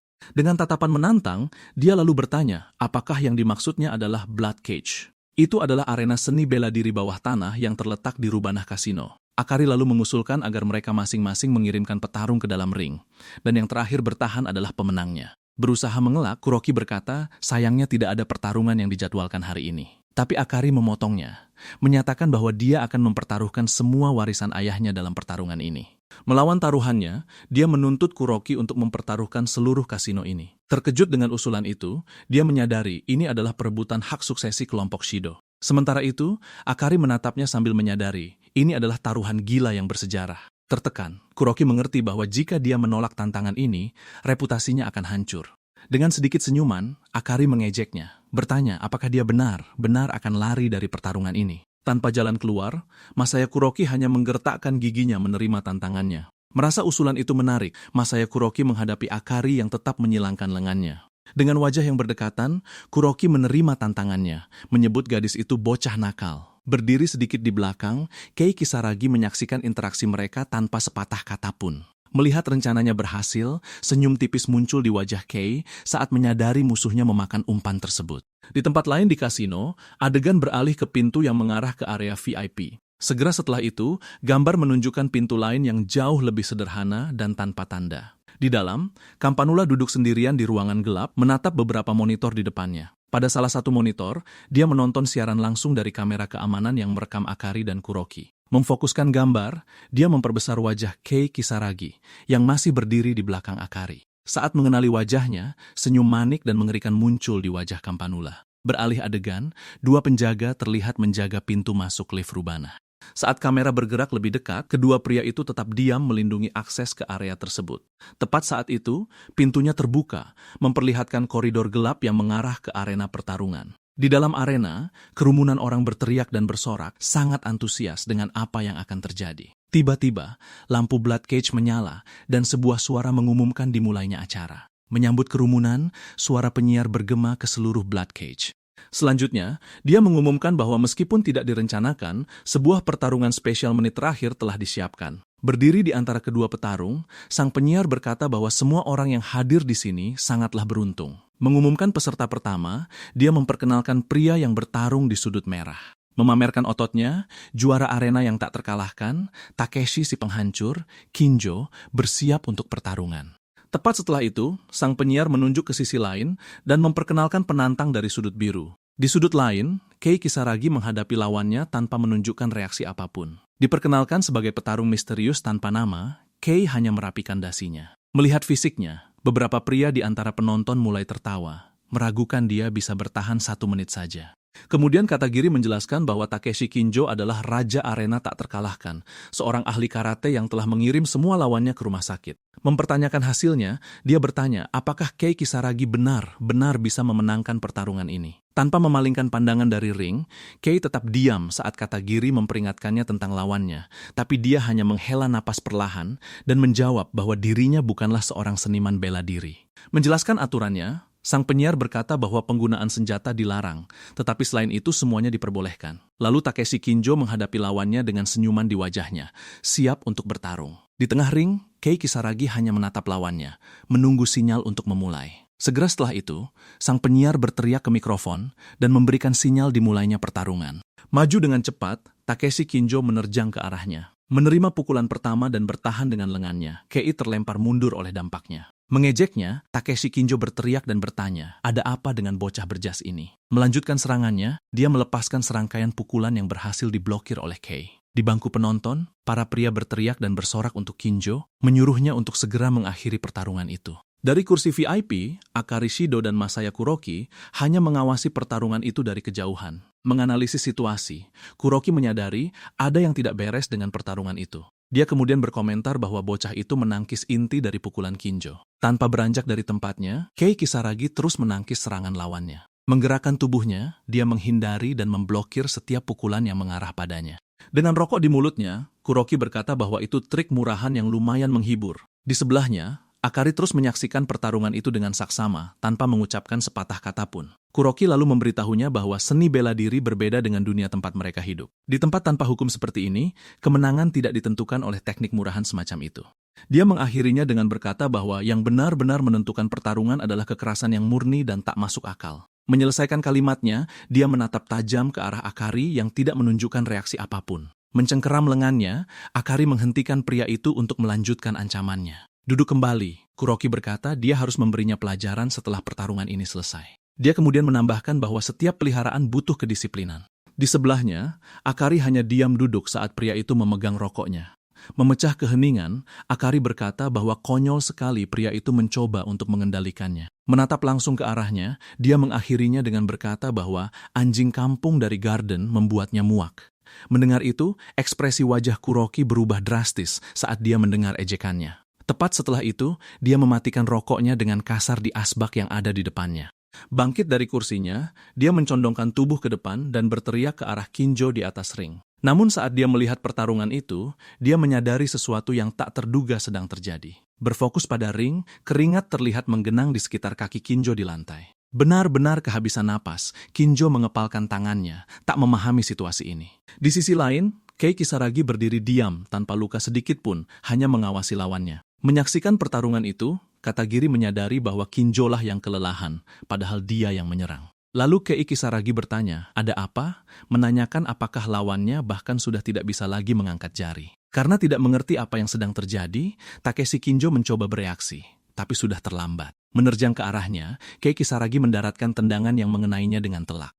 Melalui pukulan terakhir itu, Kinjo terhempas ke lantai, benar-benar kalah oleh serangan kejutan tersebut. Terkapar di tengah ring, uap mengepul dari tubuhnya, menunjukkan seberapa kuat pukulan yang diterimanya. Di kursi penonton, semua tamu merasa terguncang, tak bisa mempercayai apa yang baru saja mereka saksikan. Bahkan pembawa acara pun mematung, tak mampu mengucapkan sepatah kata pun. Di atas ring, wasit mulai menghitung sementara Kei Kisaragi dan Katagiri melihat tubuh yang terkapar itu. Menghela napas, Kei menjelaskan bahwa langkah pertama untuk menumbangkan seekor binatang buas adalah dengan mematahkan taringnya. Sama sekali tidak mengerti, Katagiri menoleh ke samping tapi tak melihat siapapun. Tiba-tiba, tubuh pembawa acara tersungkur ke lantai, pingsan akibat pukulan misterius. Merasa bingung, Katagiri menoleh ke arah Kei Kisaragi, benar-benar tak paham dengan apa yang sedang terjadi. Di tengah kerumunan, seorang pria jatuh ke lantai saat sosok berkerudung muncul di belakangnya. Terkejut, salah satu tamu melihat asap hitam mendekatinya. Kemudian asap itu melewati dirinya dan teman-temannya tanpa mereka sadari apa yang sedang terjadi. Tidak memahami situasi yang ada, mereka bertanya-tanya apa yang sedang terjadi dengan penuh kebingungan. Berjalan di antara tubuh-tubuh yang bergelimpangan, Campanula bergerak melewati penonton, menjatuhkan siapa saja yang ada di jalannya. Dengan pukulan cepat, dia memukul tamu lain yang langsung tersungkur ke lantai tanpa sempat bereaksi. Berdiri di atas tumpukan tubuh, Campanula bersiap menghadapi target berikutnya. Meninggalkan jejak kehancuran, dia membuat semua orang yang hadir pingsan, membuat tubuh mereka bergelimpangan di lantai. Dengan raut wajah serius, Kei berkata bahwa kasino ini sepertinya tidak terlalu ramah pada tamunya. Tanpa rasa takut, Kei bertanya apa yang dia pikir sedang dia lakukan di sini. Sambil tersenyum, Campanula berkata bahwa dialah yang akan menutup tirai pertunjukan ini. Duduk di salah satu pembatas ring, dia terus menjelaskan perannya dalam semua ini. Dia kemudian berkata bahwa dia tak bisa membiarkan aktor berimprovisasi dan merusak naskah yang telah disiapkan. Mendengar itu, Kei Kisaragi hanya menatapnya, tak paham dengan apa yang dia maksud dengan naskah. Campanula lalu menjelaskan bahwa jika tim Akari menang, semua kerja keras mereka selama ini akan sia-sia. Pada saat itu, adegan menunjukkan ring dengan Kinjo terkapar di lantai, persis seperti yang direncanakan Kei Kisaragi. Sambil tersenyum, Campanula berkata bahwa dia harus membuatnya seolah-olah pertarungan ini tidak pernah terjadi. Dari kejauhan, Masaya Kuroki hanya mengangguk dan berkata dia akan menyerahkan segalanya ke tangannya. Menoleh ke arah Kei, Campanula meminta maaf tapi berkata bahwa dia harus ikut campur. Menerjang ke arah Campanula, Kei melancarkan tendangan tinggi ke arahnya. Menyadari serangan itu, Campanula menganalisisnya sebagai pukulan mematikan yang mengarah ke arterinya. Kemudian Campanula mengenalinya sebagai pengguna silat dan bertanya tentang gayanya. Sebagai seni bela diri tradisional dari Asia Tenggara, silat dikenal dengan keefektifannya dalam pertarungan. Ada ratusan gaya yang berbeda. Beberapa berfokus pada pertarungan tangan kosong, sementara yang lain mengkhususkan diri pada penggunaan senjata tajam dalam gerakan mereka. Dan ada juga yang berfokus terutama pada teknik pisau dan kuncian sendi. Kembali ke pertarungan, mata Kei Kisaragi bersinar merah, siap bereaksi. Bergerak dengan kecepatan tak masuk akal, dia mulai memblokir serangkaian pukulan Campanula. Karena serangannya berhasil ditangkis, Campanula menatap Kei dengan pandangan tajam. Menggunakan tangannya, Kei Kisaragi berhasil mencegat pukulan langsung lainnya. Namun Campanula menggunakan gerakan berbeda dan mendaratkan pukulan yang memukul mundur dirinya. Terhempas akibat benturan itu, tubuhnya terlempar kuat melintasi ring. Menggunakan satu tangan untuk menahan diri di lantai, dia berhasil menghentikan momentumnya. Dengan wajah berdarah, Kei Kisaragi bangkit menghadapi lawannya lagi. Menyaksikan adegan itu, Katagiri terkejut melihat Campanula menumbangkan Kei hanya dengan satu pukulan. Di kursi VIP, Masaya Kuroki tersenyum puas sementara Akari Shido terus mengamati situasi itu dengan saksama. Memperlihatkan kecepatan dan kekuatan manusia super, mata Kei bersinar merah. Sembari berbaring di lantai, dia lalu bertanya apakah lawannya adalah anggota Funeral Flowers. Membenarkan kecurigaan itu, pemuda tersebut memperkenalkan dirinya sebagai Campanula, bunga rasa syukur. Pada saat itu, gambar bunga ungu muncul, melambangkan identitasnya dalam organisasi. Menyatukan tangannya, Campanula bersyukur karena menemukan permainan yang menyenangkan di penghujung pekerjaan yang membosankan ini. Sementara itu, Kei Kisaragi masih berada di lantai, memulihkan diri dari pukulan yang diterimanya. Tapi dengan senyum di wajahnya, dia menjawab bahwa dia juga merasakan kesenangan yang sama. Dengan mata yang bersinar, dia lalu berkata bahwa jika Campanula adalah salah satu dari Funeral Flowers, dia bisa menghabisinya tanpa perlu menahan diri. Setelah saling mengejek, keduanya berhadapan di atas ring dengan dikelilingi oleh tamu yang masih tak sadarkan diri. Melihat hal itu, Katagiri hanya menyaksikan adegan tersebut tanpa bisa berkata-kata. Duduk di area VIP, Masaya Kuroki hanya mengamati adegan yang terbentang di bawahnya. Berdiri di atas lawan-lawannya yang tumbang, Kei menenangkan diri saat dia menghadapi musuh berikutnya. Saat itu juga, Campanula muda muncul di tengah arena, dengan kedua tangan di dalam saku hoodie-nya. Menyadari perubahan suasana, Kei Kisaragi menganalisis lawan barunya dengan saksama. Dengan sang juara Takeshi Kinjo yang sudah kalah di kakinya, Campanula menatap Kei dari seberang ring. Kemudian, Campanula tersenyum dan mengejek Kei, bertanya apakah dia hanya akan berdiri saja di sana. Tanpa menunggu jawaban, dia melesat maju dengan kecepatan yang tak masuk akal. Melihat gerakan gesit itu, Kei Kisaragi bersiap menghadapi benturan yang akan segera terjadi. Dalam sekejap mata, Campanula sudah berada tepat di depannya untuk bersiap melancarkan serangan langsung. Tapi Kei berhasil menangkis serangan tersebut pada detik terakhir, memulai pertukaran pukulan. Selama pertarungan, dia tetap fokus pada gerakan Campanula untuk memahaminya. Memanfaatkan sebuah celah, Campanula melontarkan pukulan cepat lainnya ke arah wajahnya. Memiringkan kepalanya ke samping, Kei Kisaragi nyaris menghindari serangan itu. Melanjutkan pertarungan, Kei Kisaragi menghindari pukulan lainnya sembari menganalisis teknik Campanula. Pada saat itu, bayangan pembunuh bayaran tua, Licorice, terlintas di benaknya. Kembali ke pertarungan, Campanula menyerang lagi dengan pukulan langsung. Namun kali ini, Kei Kisaragi mencegat serangan itu, memblokir tinju lawannya. Merasa lengannya mati rasa, Campanula terhuyung mundur beberapa langkah, benar-benar terkejut dengan apa yang terjadi. Saat lawannya mundur, Kei hanya berdiri diam di posisi yang sama, sekadar mengamati. Dari atas, Katagiri menyaksikan pemandangan itu, yakin bahwa Kei Kisaragi berada di atas angin. Di bawah arena, Campanula menyadari bahwa Kei mengenai saraf di lengannya dengan serangan yang sangat akurat. Mengingat gerakan sebelumnya, dia paham teknik yang sama digunakan untuk melepaskan sendi bahunya. Adegan tersebut memperlihatkan bagaimana Kei menggunakan tulang pergelangan tangan tertentu untuk melancarkan serangan bedah yang presisi. Menghubungkan semua petunjuk itu, Campanula akhirnya bertanya, apakah itu teknik metode mematikan. Mendengar nama itu, Kei Kisaragi tersenyum dan membenarkan bahwa dia mengetahui gaya bertarung tersebut. Bayangan itu kemudian memperlihatkan seorang master kuno dari perguruan pembunuh bayaran yang telah musnah. Tak lama kemudian, siluet seorang pria muncul dari belakang, melambangkan praktisi terakhir dari teknik tersebut. Selesai berbicara, Kei menghentakkan kakinya ke tanah, bersiap untuk gerakan selanjutnya. Maju menerjang dengan kekuatan penuh, Kei Kisaragi melepaskan tendangan langsung ke arah Campanula. Dengan seringai di wajahnya, Campanula hanya menatap tendangan yang mendekat. Namun di detik terakhir, Campanula hanya mengangkat lengannya dan menangkis serangan itu dengan lengan bawahnya. Saat dia melakukannya, mata Kei membelalak sejenak. Melihat reaksinya, Campanula menunjuk ke arahnya sambil menyeringai. Seketika itu juga, Kei bersiap untuk menyerang lagi. Namun, Campanula mulai bergerak, menghindari setiap serangan, menciptakan banyak bayangan sisa dari dirinya. Dia menghindar dengan gerakan yang begitu luas. Bahkan di tengah-tengah hindaran itu, Kei Kisaragi terus mengamati lawannya. Dasar dari pertarungan adalah membaca pergerakan lawan untuk memprediksi tindakan mereka.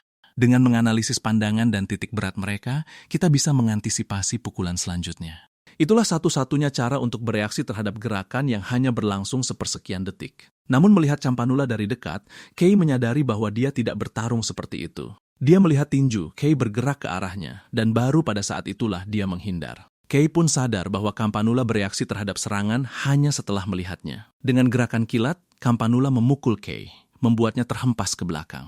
Berputar terbalik, Kei Kisaragi panik di udara. Campanula kemudian memanfaatkan kesempatan itu dan menyiapkan serangan frontal baru. Kekuatan benturan itu menghantamkan Kei langsung ke dinding arena. Melihat pemandangan itu dari atas, Katagiri langsung bereaksi. Pada saat yang sama, wanita di sebelah Kuroki juga bangkit dari kursinya, tetapi Masaya Kuroki mengulurkan lengannya, menghentikannya melakukan apapun. Terbaring di tanah, Kei Kisaragi berjuang keras untuk bangkit. Menyaksikan adegan itu, Masaya Kuroki tersenyum dan mulai membicarakan taruhan yang mereka buat. Sebagai tanggapan, Akari Shido menatapnya tajam langsung dari ruangannya sendiri. Menatapnya dengan tajam, dia memperingatkannya untuk bersiap menerima akibatnya. Sementara itu, di arena, Kei Kisaragi meletakkan tangannya di tanah dan mulai mendorong dirinya untuk berdiri. Di bawah, Kei akhirnya berdiri menghadapi lawannya. Meraba kerahnya, dia muncul dengan ekspresi serius di tengah kepulan asap. Menganalisis situasi, dia menatap Campanula dalam diam sejenak. Mendengar hal itu, Campanula menatap Kei sejenak, benar-benar terkejut. Dia kemudian mengangkat tangannya dan membenarkan bahwa kondisinya memang istimewa. Menjelaskan lebih jauh, dia mengungkapkan bahwa sistem sarafnya berkembang secara tidak normal akibat suatu pengobatan. Karena itu, sarafnya jauh lebih tangguh daripada orang biasa. Mendengarkan dengan saksama, Kei menyimpulkan bahwa kecepatan reaksinya juga berasal dari kondisi tersebut. Sebagai perbandingan, Campanula menyebutkan bahwa orang normal butuh 0,2 detik untuk bereaksi terhadap sesuatu. Sambil menunjukkan ilustrasi sebuah refleks, dia melanjutkan penjelasannya. Sebaliknya, dia bisa bereaksi hanya dalam 0,002 detik, sama seperti seekor kucing. Dia kemudian mengungkapkan bahwa baginya, dunia tampak bergerak dalam gerak lambat. Kembali ke pertarungan, Kei Kisaragi bertanya, apakah serangannya sendiri bekerja dengan cara yang sama, dan Campanula menjawab bahwa itu adalah propriosepsi. Di latar belakang, Katagiri hanya menonton percakapan itu, tidak mengerti apa-apa.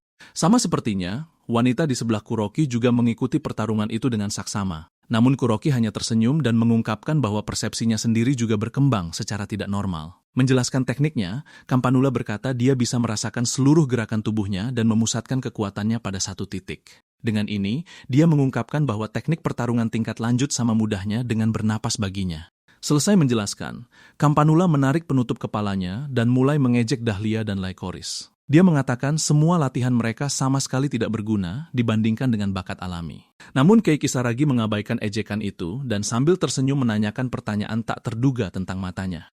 Tertangkap basah, Campanula hanya menatapnya sejenak dengan bingung. Kei kemudian menjelaskan bahwa dengan kecepatan persepsi seperti itu, film pasti terlihat seperti rangkaian gambar diam. Mendengar hal ini, Campanula membenarkan bahwa itu adalah satu dari sedikit hal yang membuatnya merasa tidak puas.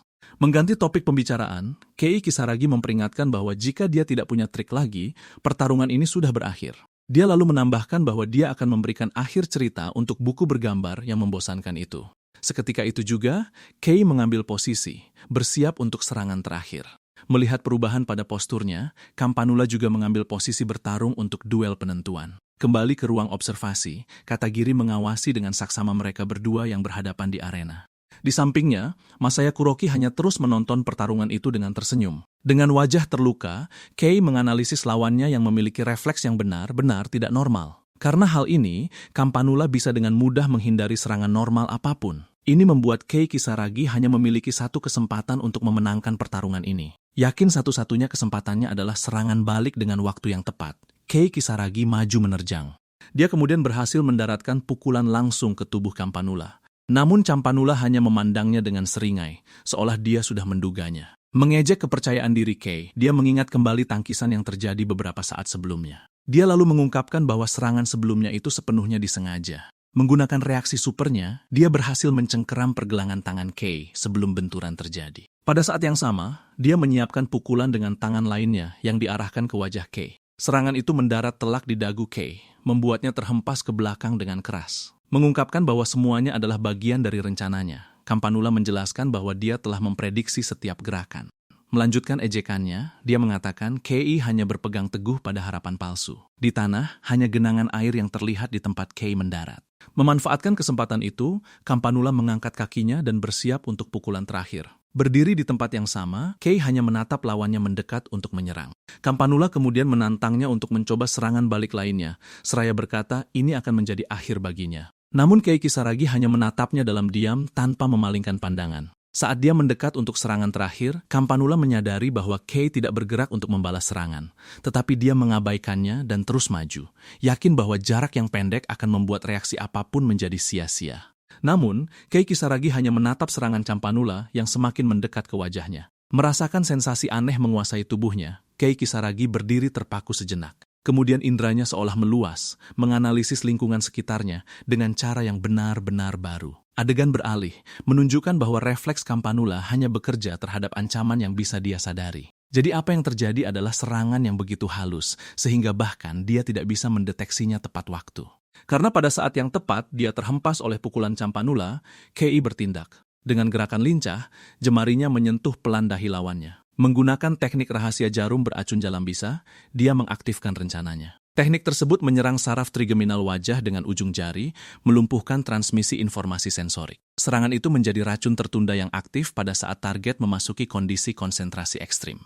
Ketika indera Campanula menajam untuk pukulan terakhir, teknik itu akhirnya bereaksi. Melihat lawannya lumpuh, Kei bertanya kepadanya apa pendapatnya tentang episode terakhirnya. Memanfaatkan celah itu, dia menerjang maju dan melepaskan pukulan telak ke dadanya. Akibat benturan itu, Campanula terlempar jauh dan tanah hancur di bawah kakinya. Tanpa pertahanan sedikit pun, tubuhnya terpental ke udara tanpa kendali. Di udara, Campanula tersadar akan pukulan telak yang baru saja menghantamnya.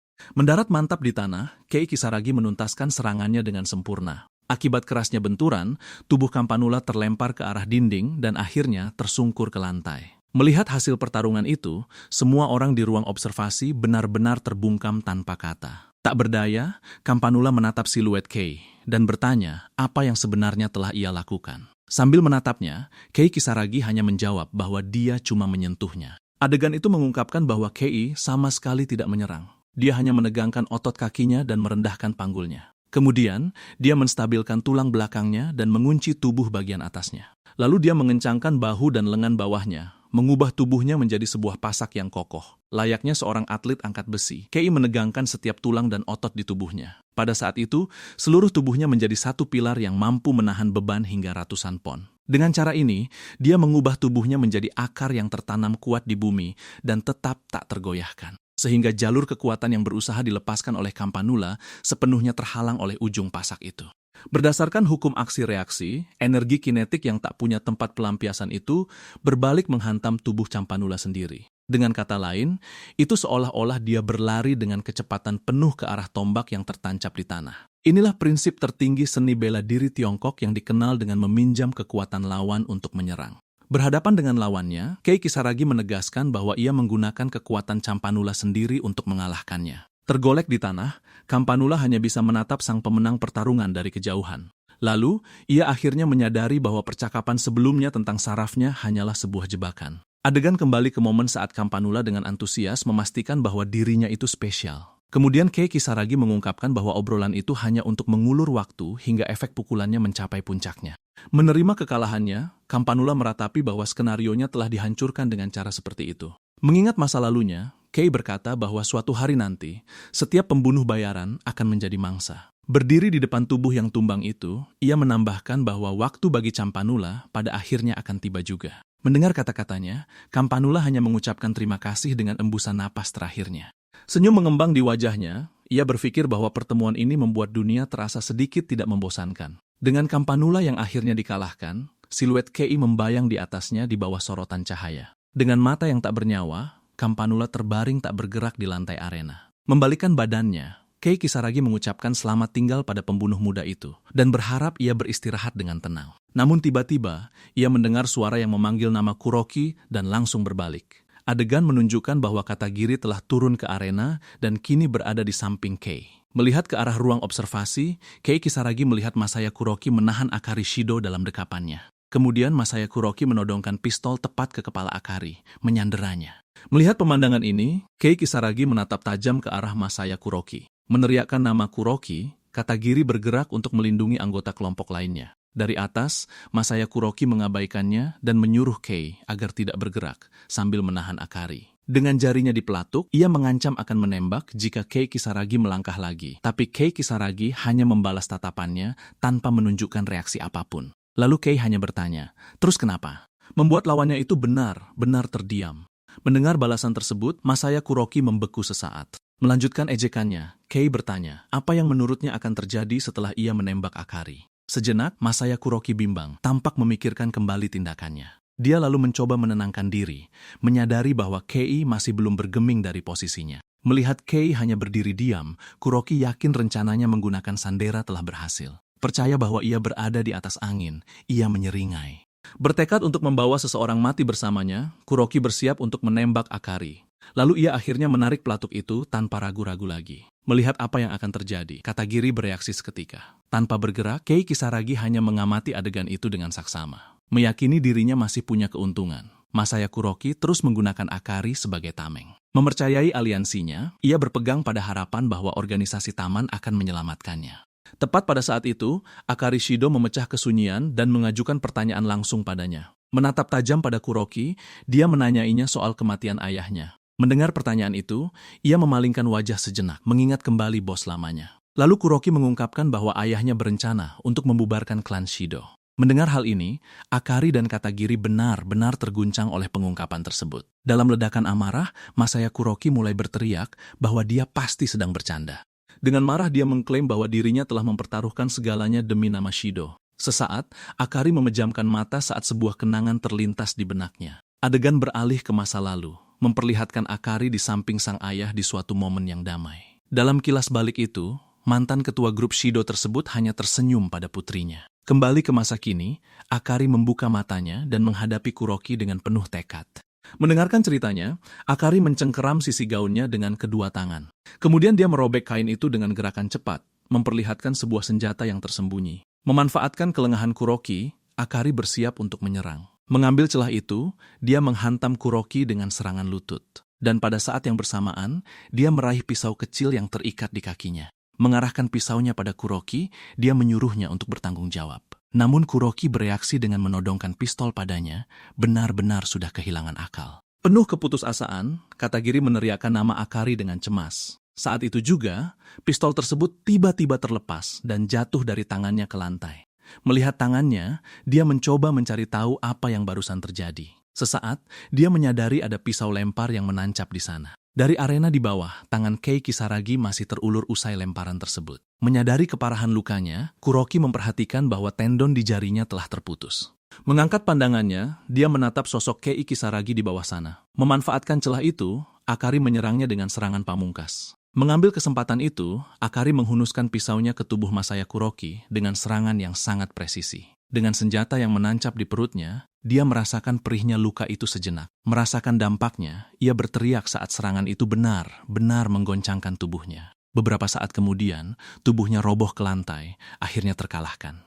Sambil menggenggam pisau yang berlumuran darah, Akari menatap tubuh Kuroki yang telah tumbang. Sementara itu, dia mengingatkan Akari pada klannya, ayahnya, dan semua orang yang telah mempertaruhkan nyawa untuk melindunginya. Tapi Akari menggerai rambutnya dan berkata bahwa ia tidak akan membuang semua itu demi kebahagiaannya sendiri. Dengan siluet ayahnya yang muncul di belakangnya, dia menyatakan bahwa ini adalah tanggung jawabnya. Lalu dia menambahkan bahwa dia akan menanggung resikonya sebagai putri keluarga Shido. Mendengar kata-katanya, Kuroki tersenyum untuk terakhir kalinya dan mengakui bahwa dirinya tahu takkan pernah bisa mengalahkan Akari. Dengan lawannya yang akhirnya berhasil dikalahkan, pertarungan untuk memperebutkan kendali kasino itu pun berakhir. Pada saat itu, Katagiri mendekat dan menyampirkan jasnya ke bahu Akari. Dari arena, Kei Kisaragi hanya menatap kejadian itu dalam keheningan. Beberapa hari berlalu dan adegan beralih ke markas utama klan Shido. Berlutut di hadapan anggota lainnya, Akari bersiap untuk mengambil alih posisi barunya. Di hadapan tugu peringatan untuk menghormati Masaomi Shido, upacara suksesi pun dimulai. Dari sudut ruangan, Kei Kisaragi melihat Akari Shido berlutut di hadapan seluruh anggota klan. Lalu, sebuah cawan upacara dibawa maju, berisi minuman yang melambangkan jiwa grup Shido. Sambil memegang benda itu, Katagiri menjelaskan bahwa tekad Akari akan diuji pada saat ini. Ia lalu memintanya, jika Akari sudah siap, untuk menenggak seluruh isinya dalam sekali teguk. Setelahnya, cawan tersebut diserahkan dengan hati-hati ke tangan Akari. Sambil memegang objek ritual tersebut, ia bersiap untuk menyelesaikan upacara suksesi. Sementara itu, anggota kelompok lainnya menatap setiap gerak-geriknya dengan saksama. Di seberang ruangan, para petinggi klan lainnya juga mengikuti ritual tersebut dalam keheningan. Tanpa keraguan sedetik pun, Akari mendekatkan cawan itu ke bibirnya, bersiap untuk meminumnya. Dalam satu tegukan, ia meminum seluruh isinya di bawah tatapan tajam semua orang. Melihat hal ini, para anggota kelompok menatapnya sejenak.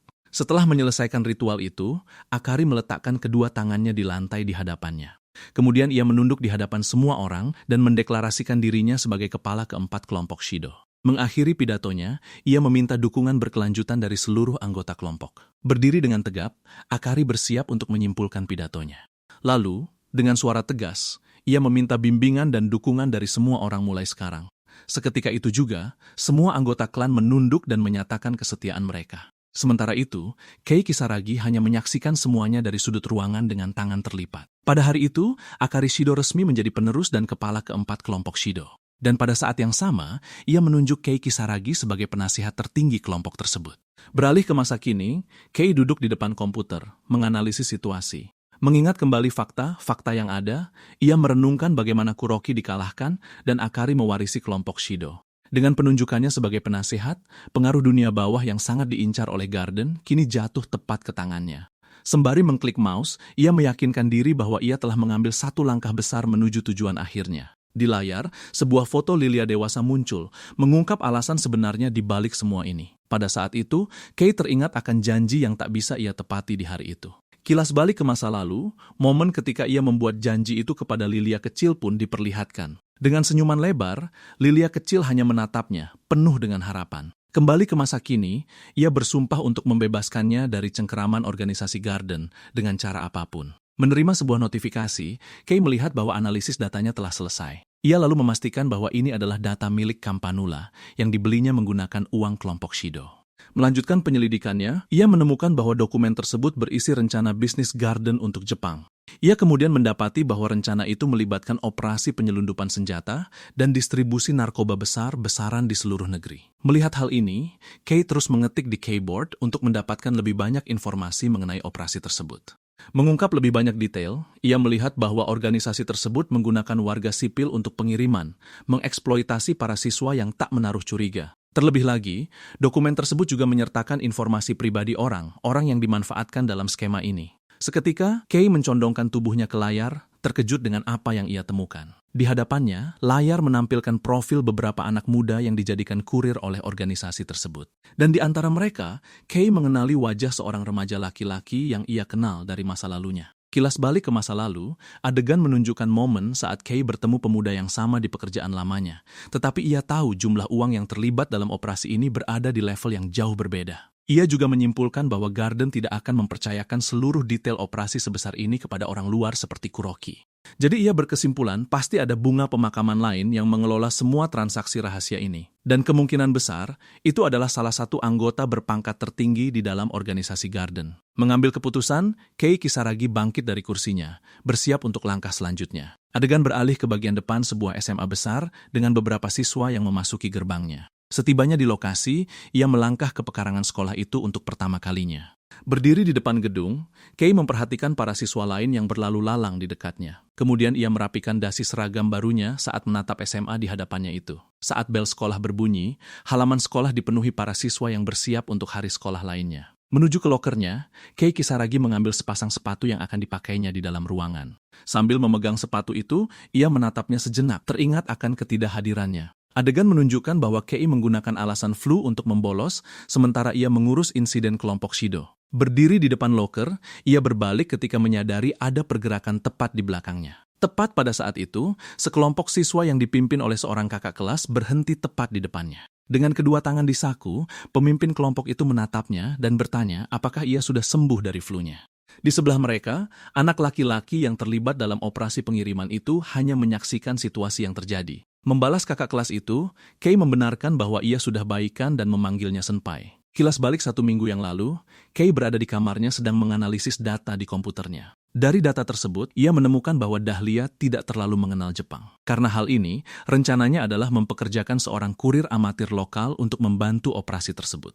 Melanjutkan risetnya, ia melihat bahwa seorang anak di bawah umur yang direkrut secara ilegal akan melakukan pekerjaan kotor itu. Dihadapkan dengan informasi ini, Kei Kisaragi hanya terdiam, menatap layar komputer. Masih di masa lalu, Kei Kisaragi mengetik di keyboardnya, mencari cara untuk menghubungi mereka. Kemudian ia menemukan bahwa titik pertemuannya adalah sekolah yang sama dengan yang ia hadiri saat ini. Kembali ke masa kini, sang kakak kelas memelototinya dengan ekspresi tak bersahabat. Berdiri di hadapan kelompok tersebut, Kei bertanya tentang pekerjaan paruh waktu yang katanya menarik. Dengan tersenyum, ia berkata bahwa ia juga ingin ikut ambil bagian dalam pekerjaan itu, yang mana mengejutkan semua orang. Mendengar hal itu, siswa lain dalam kelompok tersebut merasa sangat bingung dengan situasinya. Saat itu juga, anak laki-laki yang seharusnya menjadi kurir menunjuk ke arahnya dan menyuruhnya untuk tidak ikut campur.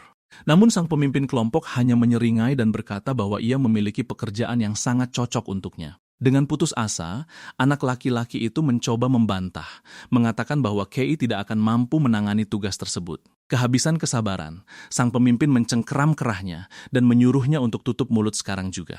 Lalu ia berkata bahwa jika anak itu sangat khawatir, ia bisa ikut untuk mengawasinya. Mengingat rencananya, Kei hanya menyaksikan pemandangan itu, sadar bahwa ia sedang memanfaatkan kelompok tersebut.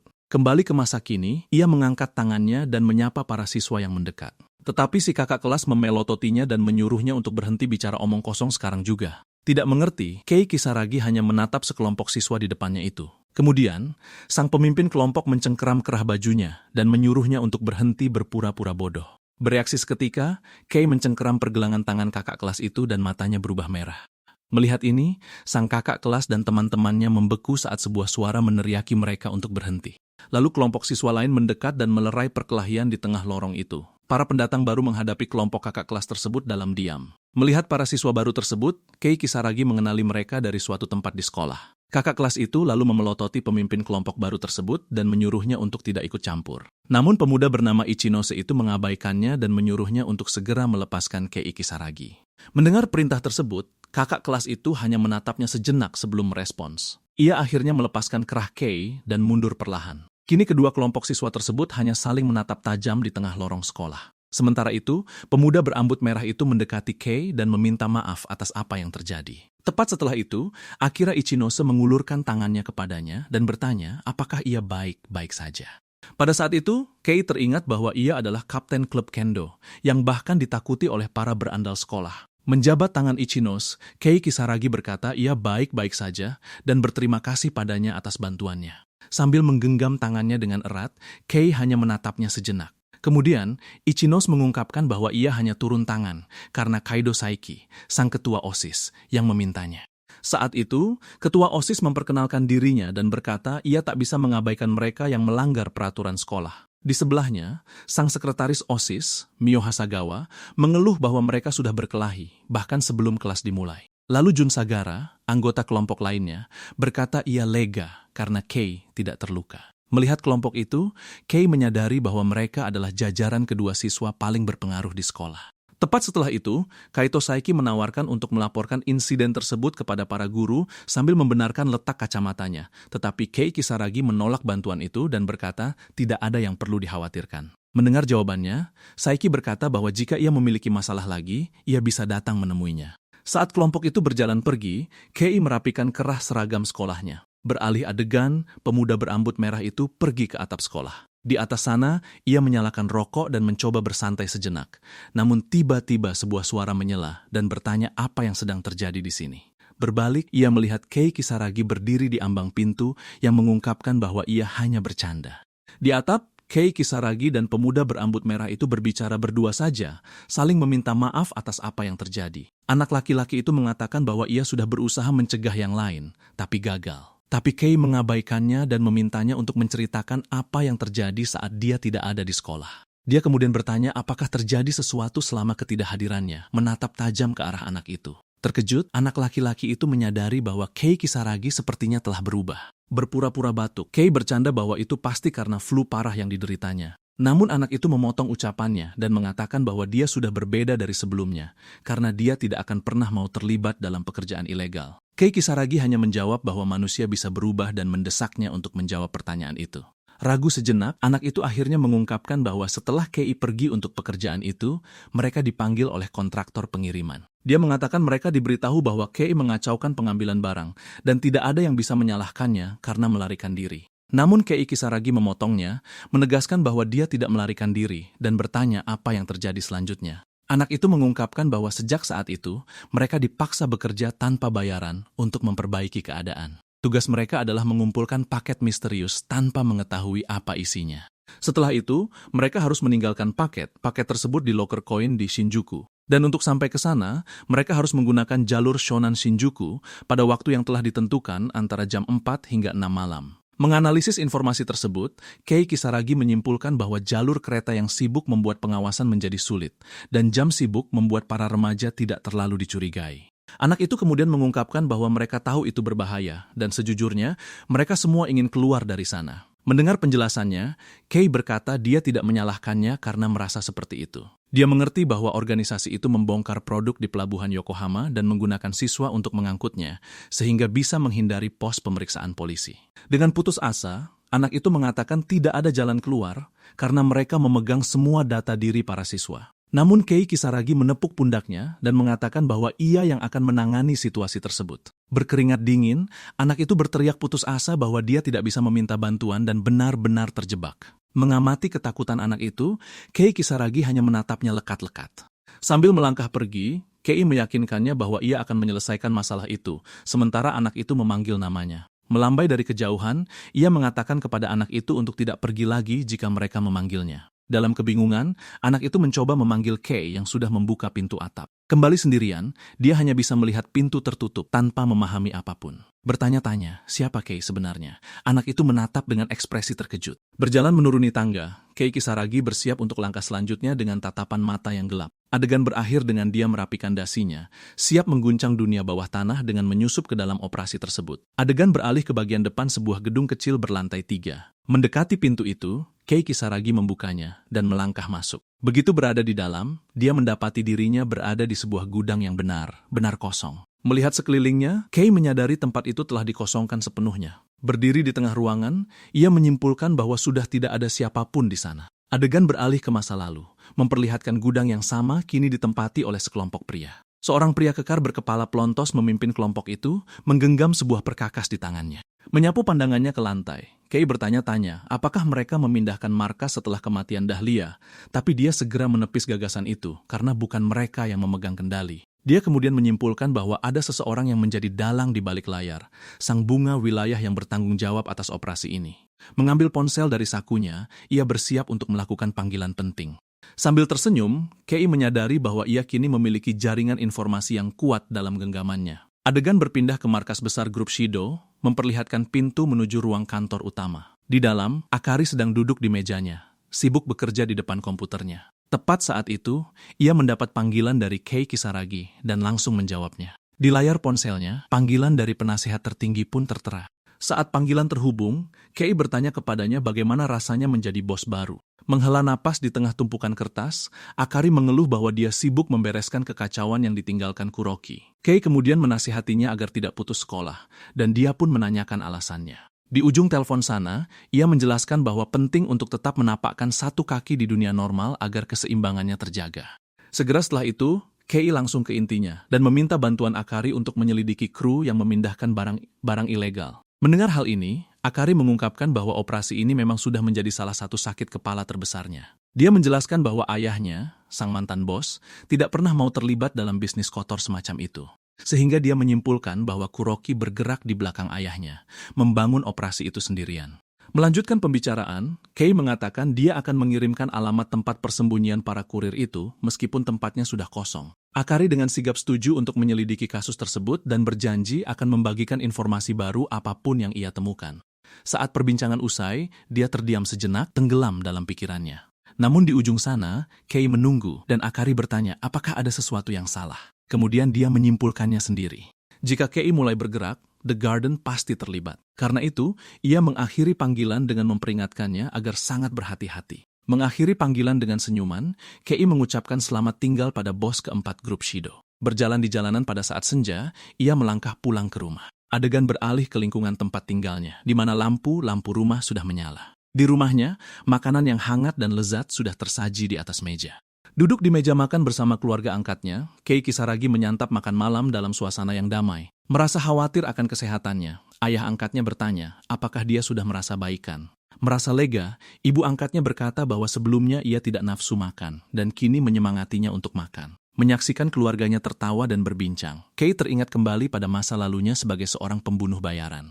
Ia kemudian teringat bagaimana Lilia kecil adalah orang pertama yang memberinya hati, tapi bayangan dirinya di masa lalu bersimbah darah dan hancur, berkelebat di benaknya. Saat keluarganya terus mengobrol, dia merenung tentang bagaimana dia tidak pernah menyangka akan mendapatkan kehidupan sedamai ini kembali. Mengingat kembali nasihatnya sendiri, Kay menyadari bahwa ia sedari tadi berbicara pada dirinya sendiri. Maka dia memutuskan, jika itu demi membebaskan Lilia dari The Garden, dia tak keberatan mengotori tangannya lagi. Namun, dia bersumpah tidak berniat membuang kedamaian yang dia temukan bersama keluarganya.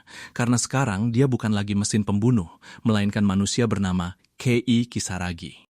Dengan membayangkan keluarganya, Kei Kisaragi bersumpah untuk melindungi tempat ini dan akan selalu pulang kemari. Beberapa hari kemudian, adegan berganti ke area pelabuhan Yokohama. Dari atas sebuah gedung, Kei menggunakan teropong untuk mengamati aktivitas di bawah sana. Dengan ponsel di tangannya, dia berbicara dengan Katagiri yang berada di ujung telepon. Menggunakan pengaruh grup Shido, Kei menyelidiki semua bisnis di pelabuhan untuk menemukan tempat persembunyian itu. Saat berbicara dengan Katagiri, Kei Kisaragi merasa nada formal yang ia gunakan di telepon terasa sedikit aneh. Di ujung sana, Katagiri berkata bahwa ini adalah kewajibannya, karena Kei kini menjabat sebagai penasihat tertinggi grup tersebut. Walaupun Kei mengatakan bahwa formalitas tidak diperlukan, Katagiri bersikeras untuk tetap mempertahankan nada bicaranya yang penuh hormat. Dia kemudian melanjutkan laporannya dan menginformasikan bahwa tempat persembunyian baru mereka adalah sebuah gudang di Dermaga 7. Melihat ke arah lokasi itu melalui teropongnya, Kei melihat dua pria yang tengah berjaga di pintu masuk gudang. Katagiri menambahkan bahwa terdapat jejak senjata api, tingkat keamanan yang terlalu tinggi untuk tempat persembunyian sederhana. Duduk di tepi gedung, Kei menyimpulkan bahwa ini masuk akal karena The Garden tidak mungkin tinggal diam begitu saja. Dengan gugurnya Dahlia, Lycoris, dan Campanula, organisasi itu pastinya akan berada dalam status siaga penuh. Dia pun paham bahwa markas ini tidak sekadar didirikan untuk bisnis, melainkan sebuah medan perburuan untuk menjebaknya. Dengan raut wajah serius, Kei Kisaragi menurunkan teropongnya, merasa sedikit terhina oleh jebakan murahan itu. Di ujung telepon, Katagiri terdiam sejenak, tak mengerti apa maksudnya. Dengan sepasang matanya yang memerah tajam, Kei berucap bahwa mereka terlalu meremehkannya jika hanya menggunakan tingkat keamanan seperti ini. Saat malam turun, gudang-gudang pelabuhan diperlihatkan di bawah siraman cahaya rembulan. Sembari menjaga pintu masuk, salah satu pria di luar menyalakan sebatang rokok. Tiba-tiba, Kei muncul dari kegelapan bayangan dan mencengkeram wajah pria itu dengan kedua tangannya. Membungkam mulutnya dengan kuat, Kei mencegahnya berteriak meminta pertolongan. Selanjutnya, dia bersiap menyerang penjaga kedua dari arah belakang. Tanpa membuang waktu sejenak pun, Kei mendaratkan pukulan telak ke wajah pria kedua. Segera setelahnya, ia berdiri di atas kedua tubuh pria yang telah tumbang ke tanah. Menatap ke arah gudang, dia bergumam bahwa ia akan memulainya dengan membersihkan area depan. Dia kemudian melangkah menuju pintu masuk gudang, bertanya-tanya bunga, manakah yang tengah mekar di dalam sana. Sementara itu di dalam gudang, para preman lainnya hanya membuang-buang waktu. Duduk di antara peti-peti kayu, mereka mengeluhkan rasa bosan karena harus terus menanti. Dua dari mereka sedang mengobrol. Yang satu mengeluh bahwa tidak akan ada yang datang. Tapi yang satu lagi memarahinya, menyuruhnya untuk menganggap serius pekerjaan itu.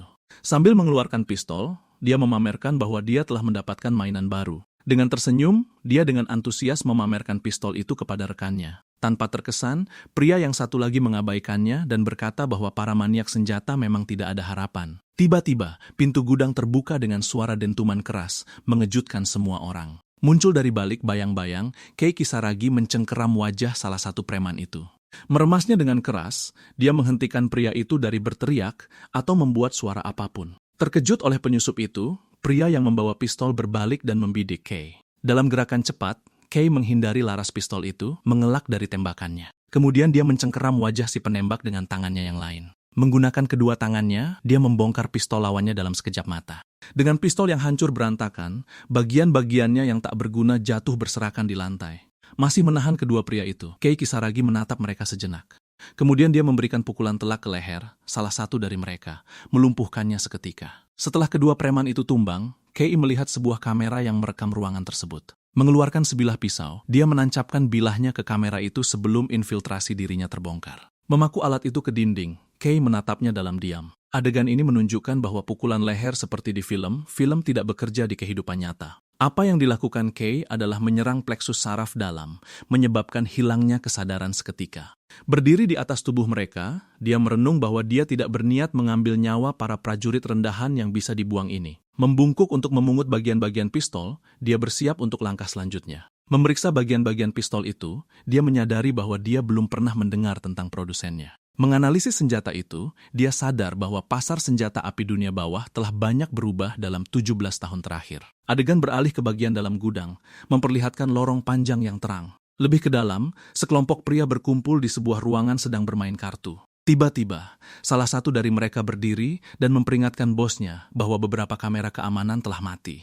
Mendengar peringatan itu, pemimpin kelompok bertanya apa yang dilakukan para penjaga di luar, tapi dia segera sadar bahwa mereka tidak merespons dan menyimpulkan bahwa ada penyusup yang datang. Adegan ini memperlihatkan beberapa senjata kaliber tinggi tersandar di dinding, siap untuk bertempur. Seketika, salah satu pria itu meraih sebuah senjata dan mengisinya. Setelah semuanya bersenjata, mereka mengambil posisi dan membidik ke satu-satunya pintu masuk ruangan itu. Menggenggam senjatanya dengan erat, sang pemimpin bersiap menghadapi serangan. Saat mereka menunggu, mereka mendengar suara dari atas di langit-langit gudang. Tiba-tiba, sebuah forklift jatuh dari lantai atas, menabrak dan menghancurkan langit-langit. Tanpa berpikir panjang, sang bos berteriak menyuruh semua orang untuk menembak secara bersamaan. Di tengah debu dan puing-puing, mereka bertanya-tanya apakah mereka mengenai targetnya. Tapi tiba-tiba, sang pemimpin tertembak tepat di tengah dahinya. Saat tubuhnya jatuh ke belakang, anak buah yang lain tidak punya waktu untuk bereaksi. Karena Kei Kisaragi muncul dari balik bayangan dan menyerang ketiganya sekaligus. Setelah orang-orang itu tumbang, Kei membungkuk dan mulai mengumpulkan senjata dari lantai. Dalam sekejap mata, dia menerjang preman-preman yang tersisa, bersiap untuk langkah selanjutnya. Terkepung sepenuhnya, anak buah yang tersisa mencoba menembak namun tidak bisa mengenai target mereka. Adegan ini menjelaskan bahwa Kei menggunakan supresi sakadik, sebuah titik buta dalam persepsi manusia. Otak mengisi celah ini, tapi teknik K memanfaatkan kelemahan persepsi ini. Dengan mengubah vektor gerakannya secara tiba-tiba, dia menciptakan ilusi teleportasi. Adegan ini memperlihatkan sebuah senter taktis yang terpasang di salah satu senjata preman itu.